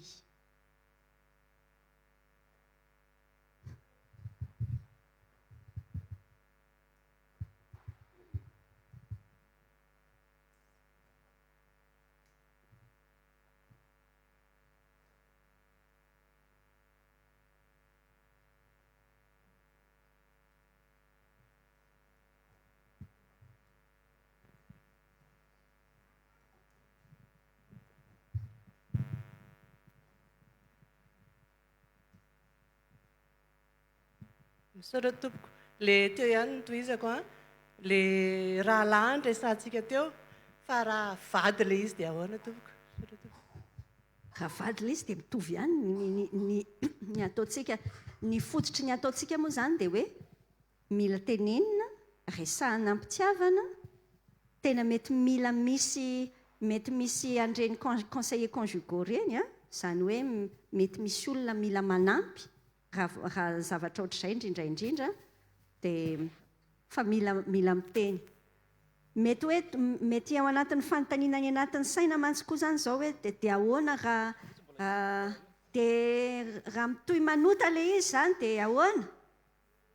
Dia hoy aho hoe tena mandeha amin'ny fanahy fahendrena amin'izay safidy ataon'ny tompo amin'izay faharesen-dahatra ny anatintsika. Matthieu 7:10 dia manome andeha ataoko hoe mahasadaikatra foana no miteny anazy satria sao dia raisin'ny olona hoe tonga dia tsy maninona zany. Matthieu 7:10 miteny ilay tenin'i Jesosy hoe raha ohatra ka misy manambady andrasony vakiantsika mihitsy izay Matthieu 7:10 ary amin'ny andinin'ny 7 nazovy no misaotra ny vadiny afa-tsy noho ny fitsangatsangana ihany ka mampiakatra hafa dia mitsangajanga ary izay mampiakatra ny voasaotra dia mitsangajanga koa. Ao anatin'io tenin'Andriamanitra io zany tsika mahita ataoko hoe exception io an'Andriamanitra. Mazava tsara ny Malakia fa halan'Andriamanitra ny divorce, ny fisaoram-bady. Fa misy tranga izay hoy ihany lazaiko anao hoe tsy te hanindry azy fa matetika nen'ny olona le zavatra ohatr'izany mihitsy ny tena sotombo zay ny andrasako vitany amin'iny nefa ny kay mbola tian'Andriamanitra kavahena ty anatintsika ny famelan-keloka, mifandavana ny tenantsika, ny mety misy sehatra hitomboana fa lazain'ny tenin'Andriamanitra zany hoe mety afaka misaraka, afaka hoe misaraka raha ohatra ka nisy an'izay fitsangatsangana izay. Fa izay tena any amin'ny farany fiafarana mihitsy, farany tena hoe tsisy vahaolana ankoatran'izay. Izay ve tompoko? Mbola afaka misy fanontaniana? Salama daholo. Salama. Fanontaniana hoe raha ohatra hoe misy olona roa zany mifankatia zareo, dia vonina ry zareo andeha hikatra amin'ny mariazy ohatra, tsy hoe ohatra fa tena hoe izay zany. Dia nefa ry zareo voafatotra ao anatin'ilay filana. Dia izay hoe fitiavana mamelona sa hoe mahafaty? Ny dikan'izany izao ilay filana aloha mazava hoe fitiavana mahafaty. Mety ny dikany avy hatrany za tsy miteny avy hatrany hoe misara ilay olona, fa hoe mireconnaître aloha hoe mahazo tsara aloha hoe kay mahafaty atsika, mahafaty an'ilay vehivavy ary mahafaty an'ilay lehilahy ity hitondra atsika ny fiainam-pitiavantsika ity. Dia hoy raha manana ny tompo izany ilay olona, dia ny dingana hoy aho hoe andao mibebaka aloha. Ny dikany hoe mibebaka dia mahita ny zavatra ataontsika tahaka ny ahitan'Andriamanitra azy. Mahita n'ilay izy hoe mainty io zavatra io ny fahitan'Andriamanitra, ny sexe alohan'ny fanambadiana, fa avetavetany izany. Fa efa taony izao tontolo izao gris moramora ilay izy, tout le monde le fait, manao izany daholo ny olona tsy manino. Ho an'Andriamanitra mainty izany. Deutéronomie 2:20, ho an'Andriamanitra izany hoe olona tsy virjiny miditra ny fanambadiana, fa avetavetany eo anaty an'Andriamanitra. Lalina be mihitsy ny ilay tenin'ny tompo e, fa amin'izao vanim-potoana iainantsika izao izay ilay hoe voan'ny aretiny tsy dia maninona tsika, fa sofa hoentin'ny tompo eto tsika hiteny hoe tsy izay. Dia inona izany ny atao raha ny aina an'izay? Dia hoy aho hoe tonga eto mihitsy ny tompo miteny hoe avy io no miverina aminy. Miverina amin'ny fitiavana voalohany, manomboka amin'ny fibebahana zany. Mibebaka ny dikany hoe Jesosy tena dégueulasse ny zavatra ataonay, marikiriko. Ary ny dikany hoe mibebaka manapa-kevitra hoe tsy ho ataontsika tsony io. Dia mandeha amin'izay zany mandeha manaraka an'izay fanapa-kevitra izay ny zavatra atao, ny mesura raisiny. Ny dikany andaontsika roa tsy fanena amin'ny fotoana, tsy hoe tsika senao rery. Izay ilay hoe le fakapanaingy ao amin'ny Korintiana 2:9-20 dia tenenin'Andriamanitra tsara hoe mandosira ny fitsangatsangana. Tsy hoe akory tsy miteny tenin'Andriamanitra hoe toero, satria efa fantatr'Andriamanitra fa tsy voatohatra ao izany io, dia miteny izy hoe mandosira. Dia ny dikany miainga amin'ny fibebahana nareo, dia raiso ny famelan-keloka fa namena ohatry ny jaky aza ny fahotana, mety sady nanao an'izany be da be no mbola nanala zaza be da be koa no afaka manana deuxième virginité raha afako ao amin'ny tompo. Tsy hoe akory andeha any amin'ny toeram-pitsaboana ianao dia zairina, tsy izay azonao. Fa ao anatinao ao misy hoe za Jesosy kay tompo te hanadio anao, dia anao ainga vaovao indray ianao hoe afaka izany. Korintiana 4:5-10, raha misy olona amin'ny Kristy dia olom-baovao izy, efa lasa ny zavatra taloha. Dia hoy aho hoe raha nareo misipa miaraka eto tonga eto, mety tsy hainao ilay resaka teo izany fa mety olona hafa. Nisy film be da be androany afaka ahitsy, miantso an'izay mihitsy ny tompo endao ahitsy, dia amboarina ny mesure mandositra fitsangatsangana. Fa tsy hoe tsy maninona io fa hoentina mbavaka kia hoentina mbavaka, fa ianao ve maino Andriamanitra e? Dia andao tena atao mazava hoe roviana amin'ny fotoanan'ny mariazintsika, amin'izay izany vao misy indray. Oe, voilà! Ain'Andriamanitra atao izany. Tena lazaiko anao fa manana namana izay petraka any Angleterre izao fa vazaha izay ilay vadiny ankehitriny. Tena izany mihitsy ny témoignage-ny. Témoignage-ny tena nikodany izany ankizy vavy izany, tena hoe nandeha gauche droite etc. Tamina resaka hoe vie sexuelle.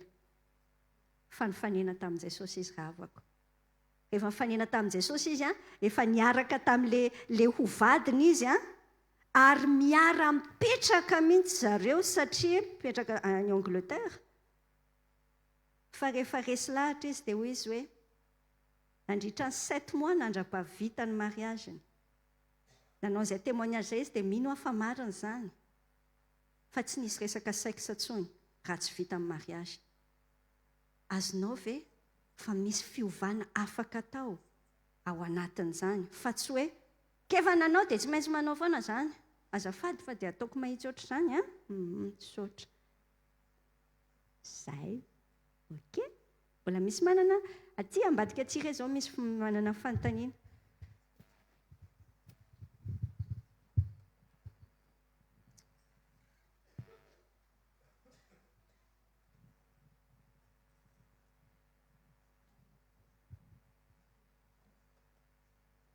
Manana misaotra ny amin'ny fampianarana.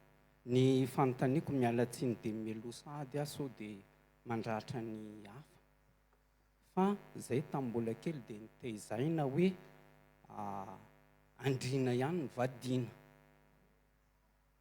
dia nandeha ny fiainana dia tsy mifanaraka tamin'izay, nahita namana, nahita olona ary nandeha ihany fitaizana taty aoriana miverina kely dia hoe andao ary a mbola jeune zany tamin'izany dia hoe ndeha hivavaka any amin'le tanindrazana sao dia any mahita an'le ho namana dia ho raisina. Tamin'izay moa mbola atao amin'ny androny tsy fahalalana fa neverina hoe rehefa mpandray dia ao amin'ny tompo hay tsy izay le izy dia tonga tany dia le paster Daniel Ratefy no niteny hoe ianao tsy azo raisina tsy haiko 2 jours alohan'ny andraisana zany ianao tsy azo raisina izy satria ianao miasa amin'ny hôtely mandefa toka. Dia mijanona zany dia fieritreretako anazy tamin'izay hoe tsy sitrapon'Andriamanitra zany le samy andrina. Dia taty aoriana nefa zay niaraka tamin'ny olona zay tsy fantatro hoe hay izy io ray firazanana amiko ihany dia nivady zay zay eo akaikiko moa izy fa tena nisosa ny fiainanay nety le fiainanay dia hoe fiainana mamelona, fitiavana mamelona. Fanontaniako hoe sarotra be ho anay satria za efa mananjafy kely anankidimy fa ny zanako lahy mbola tsy manambady. Sarotra amiko mampita an'le izy amin'le zanako lahy hoe manambady le avy any amintsika. Io erako Madagasikara misy an'io daholo fa voalaza. Zay tompony ty nanontaniana hoe azoko atao ve sa inona ny fomba sa eny ianao afaka misaotra tompo. Ka mijery ny ten'Andriamanitra any amin'ny Efesianina 4 antsika dia mahita hoe rehefa ao amin'i Jesosy tsika dia rava ny hevitra ny fisarahana. Tsy misy tsony le jiosy ny jentilisa ny resaka fiavahana zany. Dia everiko fa zay le toetsaina mila ananantsika aloha azotsika mihitsy izay kolotsaina malagasy izay le tiana ambara hoe tsy hita izay maharatsy azy nefa rehefa andraso aloha fomba fiteny fotsiny hoa izay hoe tsy hita izay maharatsy azy zay fa rehefa alefa jerena tsara le izy dia izay indrindra trany zany nijerena azy eo amin'ny tenin'Andriamanitra hoe amin'ny fahamarinan'ny tenin'Andriamanitra hoe tena ametraka an'izany zany ve ny critère ho apetrakitsika hoe zay ny antsoina hoe sitrapon'Andriamanitra. Everiko fa fandrika le isaina ohatran'izay tsika dia avy eo ratsy ohatran'izay le olona dia tonga dia mandeha avy hatrany mety fankahalahana sy ny fieritreretana hoe tsy izy ianao dia nefany ao anatin'io dia ny anazy zao no mety ho torohevitra ao anatin'le izy raha izany. Raha ray aman-dreny ao amin'ny toeranao aho zany dia tsy ho teneniko mihitsy ny zanako hoe zao andriana ihany satria everiko fa tsy araka amin'ny baiboly zany. Fa aty anatiny fo koa miteny amin'ny critère ny anay aloha ao an-trano dia zay ny critère tokana ao amin'ny tompo io raharaha io, ao amin'ny tompo io olona io. Dia avy eo le olona misafidy fa izao mahafinaritra be ary everiko fa zay le mahatonga le hoe samy ohatr'izay nareo roa. Afaka mivavaka soamantsara mihitsy tsika. Afaka hoentintsika amin'ny tompo ilay izy. Dia tenentsika hoe Jesosy ohatran'ity ny eritreritro ho an'ny zanako. fa ny sitraponao no aoka atao ao anatin'ilay izy dia everiko hoe afaka ho sehatra hitombona mbola azo trandrahana be zany fa izay angamba aloha ny amaliko azy amin'ity an'ity. Misaotra betsaka nameny fitenena ny azy zany sady ohatrany hoe confirmation hoe mari-potitra tsara zany ilay zavatra nieritreretiko amin'ilay hoe miatraika amin'ny taranaka ny safidy. Misy zanako zany lamatoa ny sarabady rava ny tokantranony dia misy zanako vavy terahan'ny lehilahy fotsiny izy dia nariny. Dia eto zany dia satria tao anatin'ny taona maromaro toko eo amin'ny 10 taona eo zany fa tena hoe vavaka ho an'ireo foana mandritra ny maraina sy ny hariva. Dia ny zavatra tsapako hoe tena mbola tsy nisy valim-bavaka mihitsy nefa tena hoe midongy amin'ny tompo foana zany amin'izany zavatra zany. Dia eto zany dia tena hoe confirmé amiko tsara mihitsy zany le hoe miatraika amin'ny taranaka ny zavatra natao tany aloha. Zay zany le izy. Dia ankoatran'ny hoe fibebahana inona zany ny zavatra hafa tokony atao zany hoe mahana olana. Tsy haiko raha azonao. Misaotra tompoko. Andraso aloha ataoko azo tsara ny tianao ambara ve hoe nisy fotoana tamin'ny fiainanao tany aloha no mety eritreretinao hoe milasa miatraika aty amin'ny zanako koa ankehitriny. Zay mihitsy. Ya, ny fibebahana tena zava-dehibe. Ya, ary manapaka soamantsara mihitsy. Tenin'Andriamanitra no miteny an'izay ny amin'ny jaona voalohany toko voalohany rehefa miaikintsika matoky Andriamanitra mamela ny helontsika tsy ao am-party tsy amin'ny ampahany fa manontolo dia manadio antsika ho afaka amin'ny tsy fahamarinana rehetra. Raisintsika mihitsy aloha zany ny famelan-keloka tsy miaina eo ambany fanamelohan-tena intsonitsika na dia mbola zay aloha no hita maso. Ny zavatra mazava dia ity io Andriamanitra io tena mihaino vavaka. Amin'ny fotoanany tsara dia hoy aho hoe ny Romanina 12:12 no atao ao anatin'izany. Mifalia amin'ny fanantenana, miareta amin'ny fahoriana dia mahareta amin'ny fivavahana. Izay ny zavatra atao raha ohatra ka ohatran'izay ny tranga. Tena ho avy fotoana io, ho avy io. Mety misy afaka manao témoignage an'izany betsaka mihitsy. Fa le fotoana matetika rerakitsika satria tompo efa 10 taona dia tia dia misy ohatra misy storia ny zavatra foana dia ny devoly fanafiany devoly mihitsy koa ilay izy ahatonga ny hoe reraka ianao à la fin tena reraka mihitsy mijoro eo amin'ny banga ho an'izy ireo. Tena henon'ny tompo mihitsy izany ary efa miasa ny tompo, efa miasa. Fa ilay izy tsy hoe eo no eo fa ho hitantsika mihitsy izay valan'izay amin'ny fotoanany tsara.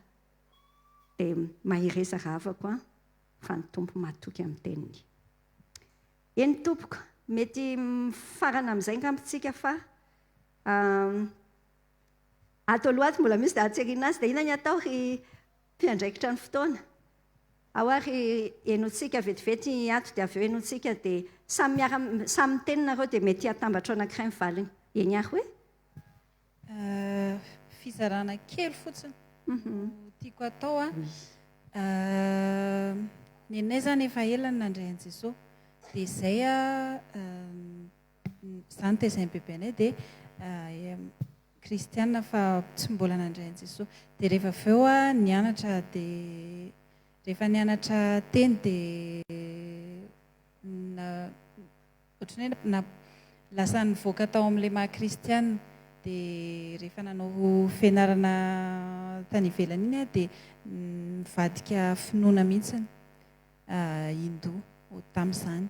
Dia tena hoe nivadika sy ny sisa. Dia avy eo tafitohana amin'ny fakapanahy dia bevoka dia miverina. Dia rehefa niverina tato Madagasikara dia miverina tao amin'ny tompo. Ino no netsoan'ny tompo anazy zany. Dia rehefa tena natsony dia mbola tao anaty fanamelohan-tena hoe za zany tia miteraka dia tsy tanteraka moa zany ilay fanambadiana satria izy Hindu dia avy dia vao nandray an'i Jesosy dia tonga dia efa tsy mety avy hatrany satria ohatr'izay ilay izy. dia rehefa tena atao anatin'ny fanamelohan-tena sy ny sisa dia avy eo hoe rehefa tena nandray an'i Jesosy dia efa olom-baovao zany, efa new creation dia efa manao zava-baovao izy eo amin'ny fiainana. Dia rehefa manao zava-baovao izy eo amin'ny fiainana dia miverina nianatra katekômena sy ny sisa dia nomeny verset moa za dia vakiako kely izy ao amin'ny Ezekela 9:20 no nataoko teny tamin'ny katekômena hoe ary nandalo aho ka nijery anao dia hitako fa izao ny fotoanao dia fotoan'ny mpitiavana ary narakotra anao ny lambako ka nosaronako ny fitanjahanao. Eny ny anina taminao ka nanao fanekena taminao i Jehovah Tompo ka dia efa hay anao. Dia iten'Andriamanitra io nampahery sy ohatrany hoe nyreconforté anazy zany hoe ok ary tsy manina fa izay mifanekenao aminahy, eny ary hoentintsika amin'izay ilay izy. Dia rehefa taty aoriana mianatra ny ten'Andriamanitra sy miroso lalindalina kokoa dia tena natsapa be hoe be dia be ny zavatra nangalariny devoly sy mipotehany tamin'ny fiainana sy ny fianarana efa natao taty sy ny sisa dia lasa ohatrany hoe vembena teny dia nanome fampanantenana vaovao indray nefa izy ao amin'ny Joela 2:2 ny 5:20 hoe ary onerako anareo izy ilay taona nohan'ny valala dia ny koraika sy ny sopanga ary ny kijeja izay miaramilako betsaka nalefako amely anareo. Le ohatrany hoe navelan'Andriamanitra hitrangy izany zavatra rehetrarehetra izany dia rehefa avy eo nefa tena hoe manorina anao vaovao indray izy fa tsisy hoe tena hoe very zany. Dia etiko izarako kely an'izay ho an'ny tanora izay mety hoe mieritreritra hoe efa lasa lavitra dia tsy afaka miverina sy ho an'izay hoe efa ao amin'ny tompo dia misy manelingela dia mety be mihitsy ilay fampianarana androany amin'izay tantara kely izay dia izarako alay izy. Dia raina ny tompo amin'izany dia raina ny tompo. Ao ary fantaniana iray farany atsy. Ie, salama daholo azo atao tsara zany no manontany mangataka amin'i Jesosy hoe ohatr'izao misy rangaly hoe critère tedaviko dia ao anatin'izay ohatra hoe possible aveo ohatra hoe tena tia misy ilay izy Jesosy dia mba atovy anatin'ity ilay critère tedaviko na hoe toy izany possible zany ve? Le voalohany aloha tena izay indrindra mihitsy ny hitanao amin'ny Filipiana 2:7-10 hoy ny ten'Andriamanitra Andriamanitra miasa ao anatinareo na ny fikasana na ny fanaovana ahatateraka ny sitrapony. Sahy mihitsy manonofy miaraka amin'ny tompo satria apetrany ao anatinao mihitsy izay sary izay mba ho angatahanao aminy. Izay mihitsy ilay izy ho angatahanao aminy dia tenenao amin'ny tompo. Fa zao ny fandrika amin'ilay faharoa. Ny fandrika tandremana tsara zany dia misy fotoana misy ide fixe any anatintsika.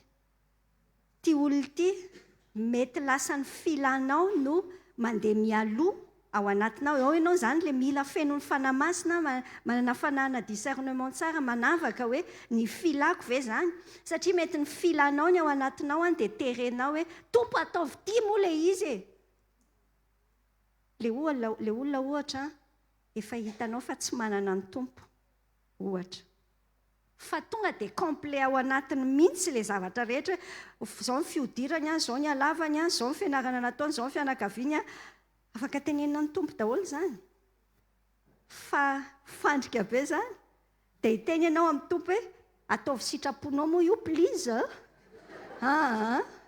zany le antsoina hoe manery an'Andriamanitra maka fanan'Andriamanitra indray ny fiantsonana izany fa apetrao mazava misy zavatra tsy azo ivalozana dia ny zavatra hafa rehetra zany mbola afaka ianarantsika amin'ny zavatra manaraka ahoana ny ahalalana ny sitrapon'Andriamanitra mitoera fotsiny ao anatin'ilay autoroute be an'Andriamanitra dia miteny aminao izy hoe dia angatao izay tianao dia izay tianao no mandeha ao anatin'io hoe iketaka saiko i Sérafine. Raha samy manana ny tompo ireo dia lazaiko anao ny sitrapon'ny tompo izay tianao. Voilà. Saotranao raha afako dia tena hoe faly be ny HFNJ afaka nanomboka an'izao séminaire izao teo amin'ity fiangonana ity dia manasa anao ampitiavana izay raha tanora ianao ao anatin'izany 20 hatramin'ny 5 zany a te hoe ho ao anatin'izay 2T2M izay tanora tia miaina madio dia miara-mianatra mihitsy hoe ahoana ny hitazomana an'izay fahadiovan'izay ahoana koa no afaka ho ihany taminao hoe miverina ny 2e virginité sia azo atao tsara zany fa mila fifampitaizana dia raha liana amin'izany moa ianao dia aza misalasala manatona an'ireny olona manao zavatra maitsomaitso ohatr'izao ireny rehefa tapitra ny fotoanantsika dia mahereza sy mahatanjaha meko any Edouard indray.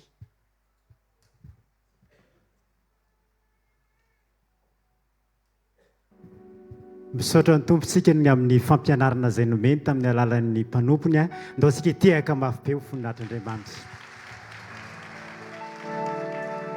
dia ola ten'andriamanitra ny amin'ny Jakoba toko voalohany hoe aoka ho mpakatony teny isika fa tsy mpiainy fotsiny ihany ka mamitaka ny tenantsika ny zava-dehibe dia ny makatoa ny manaraka n'ilay ten'andriamanitra fa na ho haintsika aza ilay ten'andriamanitra kanefa tsy hampiaritsika dia namany tsy nahay ihanytsika izany a dia manantena fa isika tanora rehetra izay tonga teto a dia ho isan'izay tanora mpakatoa ny ten'andriamanitra ka hijoro vavolombelon'ny tombo misaotra an'andriamanitra isika noho ny amin'ny fotoana tamin'ity androany ity a isaorana ihany koa ny fiangonana FMTA izay tarihan'ny iray aman-dreny mpitandrina mankasitraka indrindra pasteur satria raha voanandondony zahay a dia nivahanareo ary ny ekenareo tampitiavana ny andray a izao fotoana izao mankasitraka isaorana ny baron'ny fiangonana sy ny komity fiangonana rehetra izay tsy nisalasala ihany koa nanokatra ny varavaran'ny fiangonana nandray anay a ampitiavana misaotra indrindra tompoko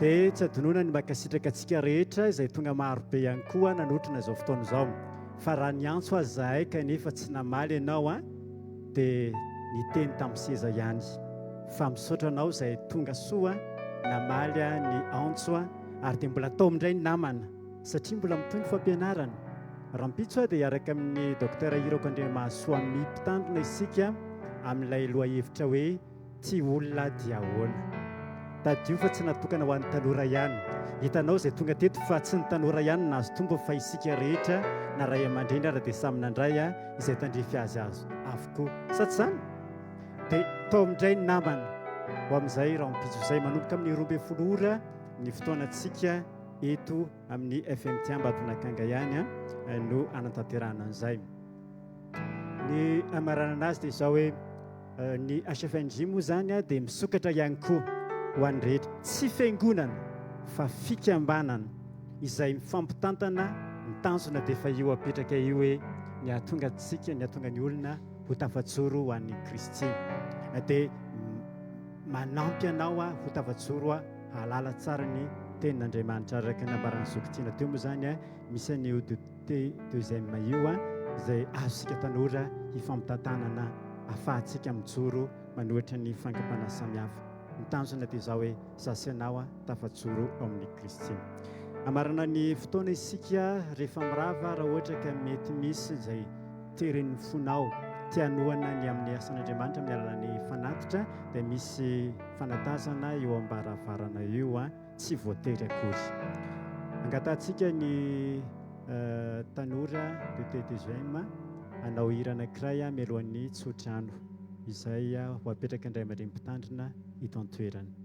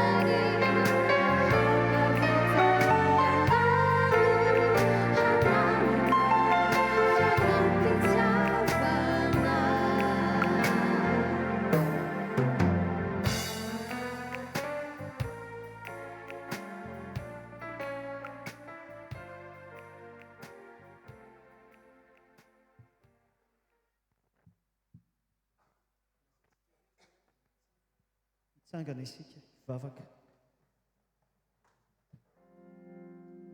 ankasitrahanay feno ianao Andriamanitra raha izanaka ary fanamasonao fa noto aminao teto amin'ity toerana ity izay mba handreny sitraponao ary ahafahanay ihany koa manitsy ny fiainanay manontolo. Misaotra Tompo fa voalahatra ao ny fotoana rehetra ary voalahatra ao ny zavatra rehetra ho amin'ny sitraponao. Dia ianao izay namafy ny teny rehetra taminay no hitahiry izany, ka tsy hiverina foana any aminao ny teninao raha tsy mahatanteraka ny sitraponao. Ary ianao ihany koa no hahatanteraka ny tsodrano izay tononona amin'ny anaranao Jesosy Kristy Tompo aminay rehetra. Ary Andriamanitra ny fiadanana anie hamasina anareo samy ho tanteraka. Dia ao ka ho tanteraka ianareo ka tsy hanatsiny amin'ny fiaviany Jesosy Kristy Tompo ary arovana fanahynareo, ny ainareo, ny tenanareo ho tanteraka ka tsy hanatsiny amin'ny fiaviany Jesosy Kristy Tompo. Amen. Azo toerantsika hivavaka mankeny.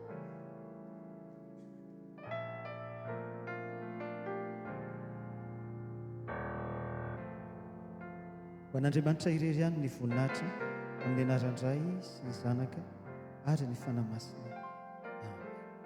Rary soa antsika rehetra ary hafa no tratra ny rapitso indray tsika rehetra.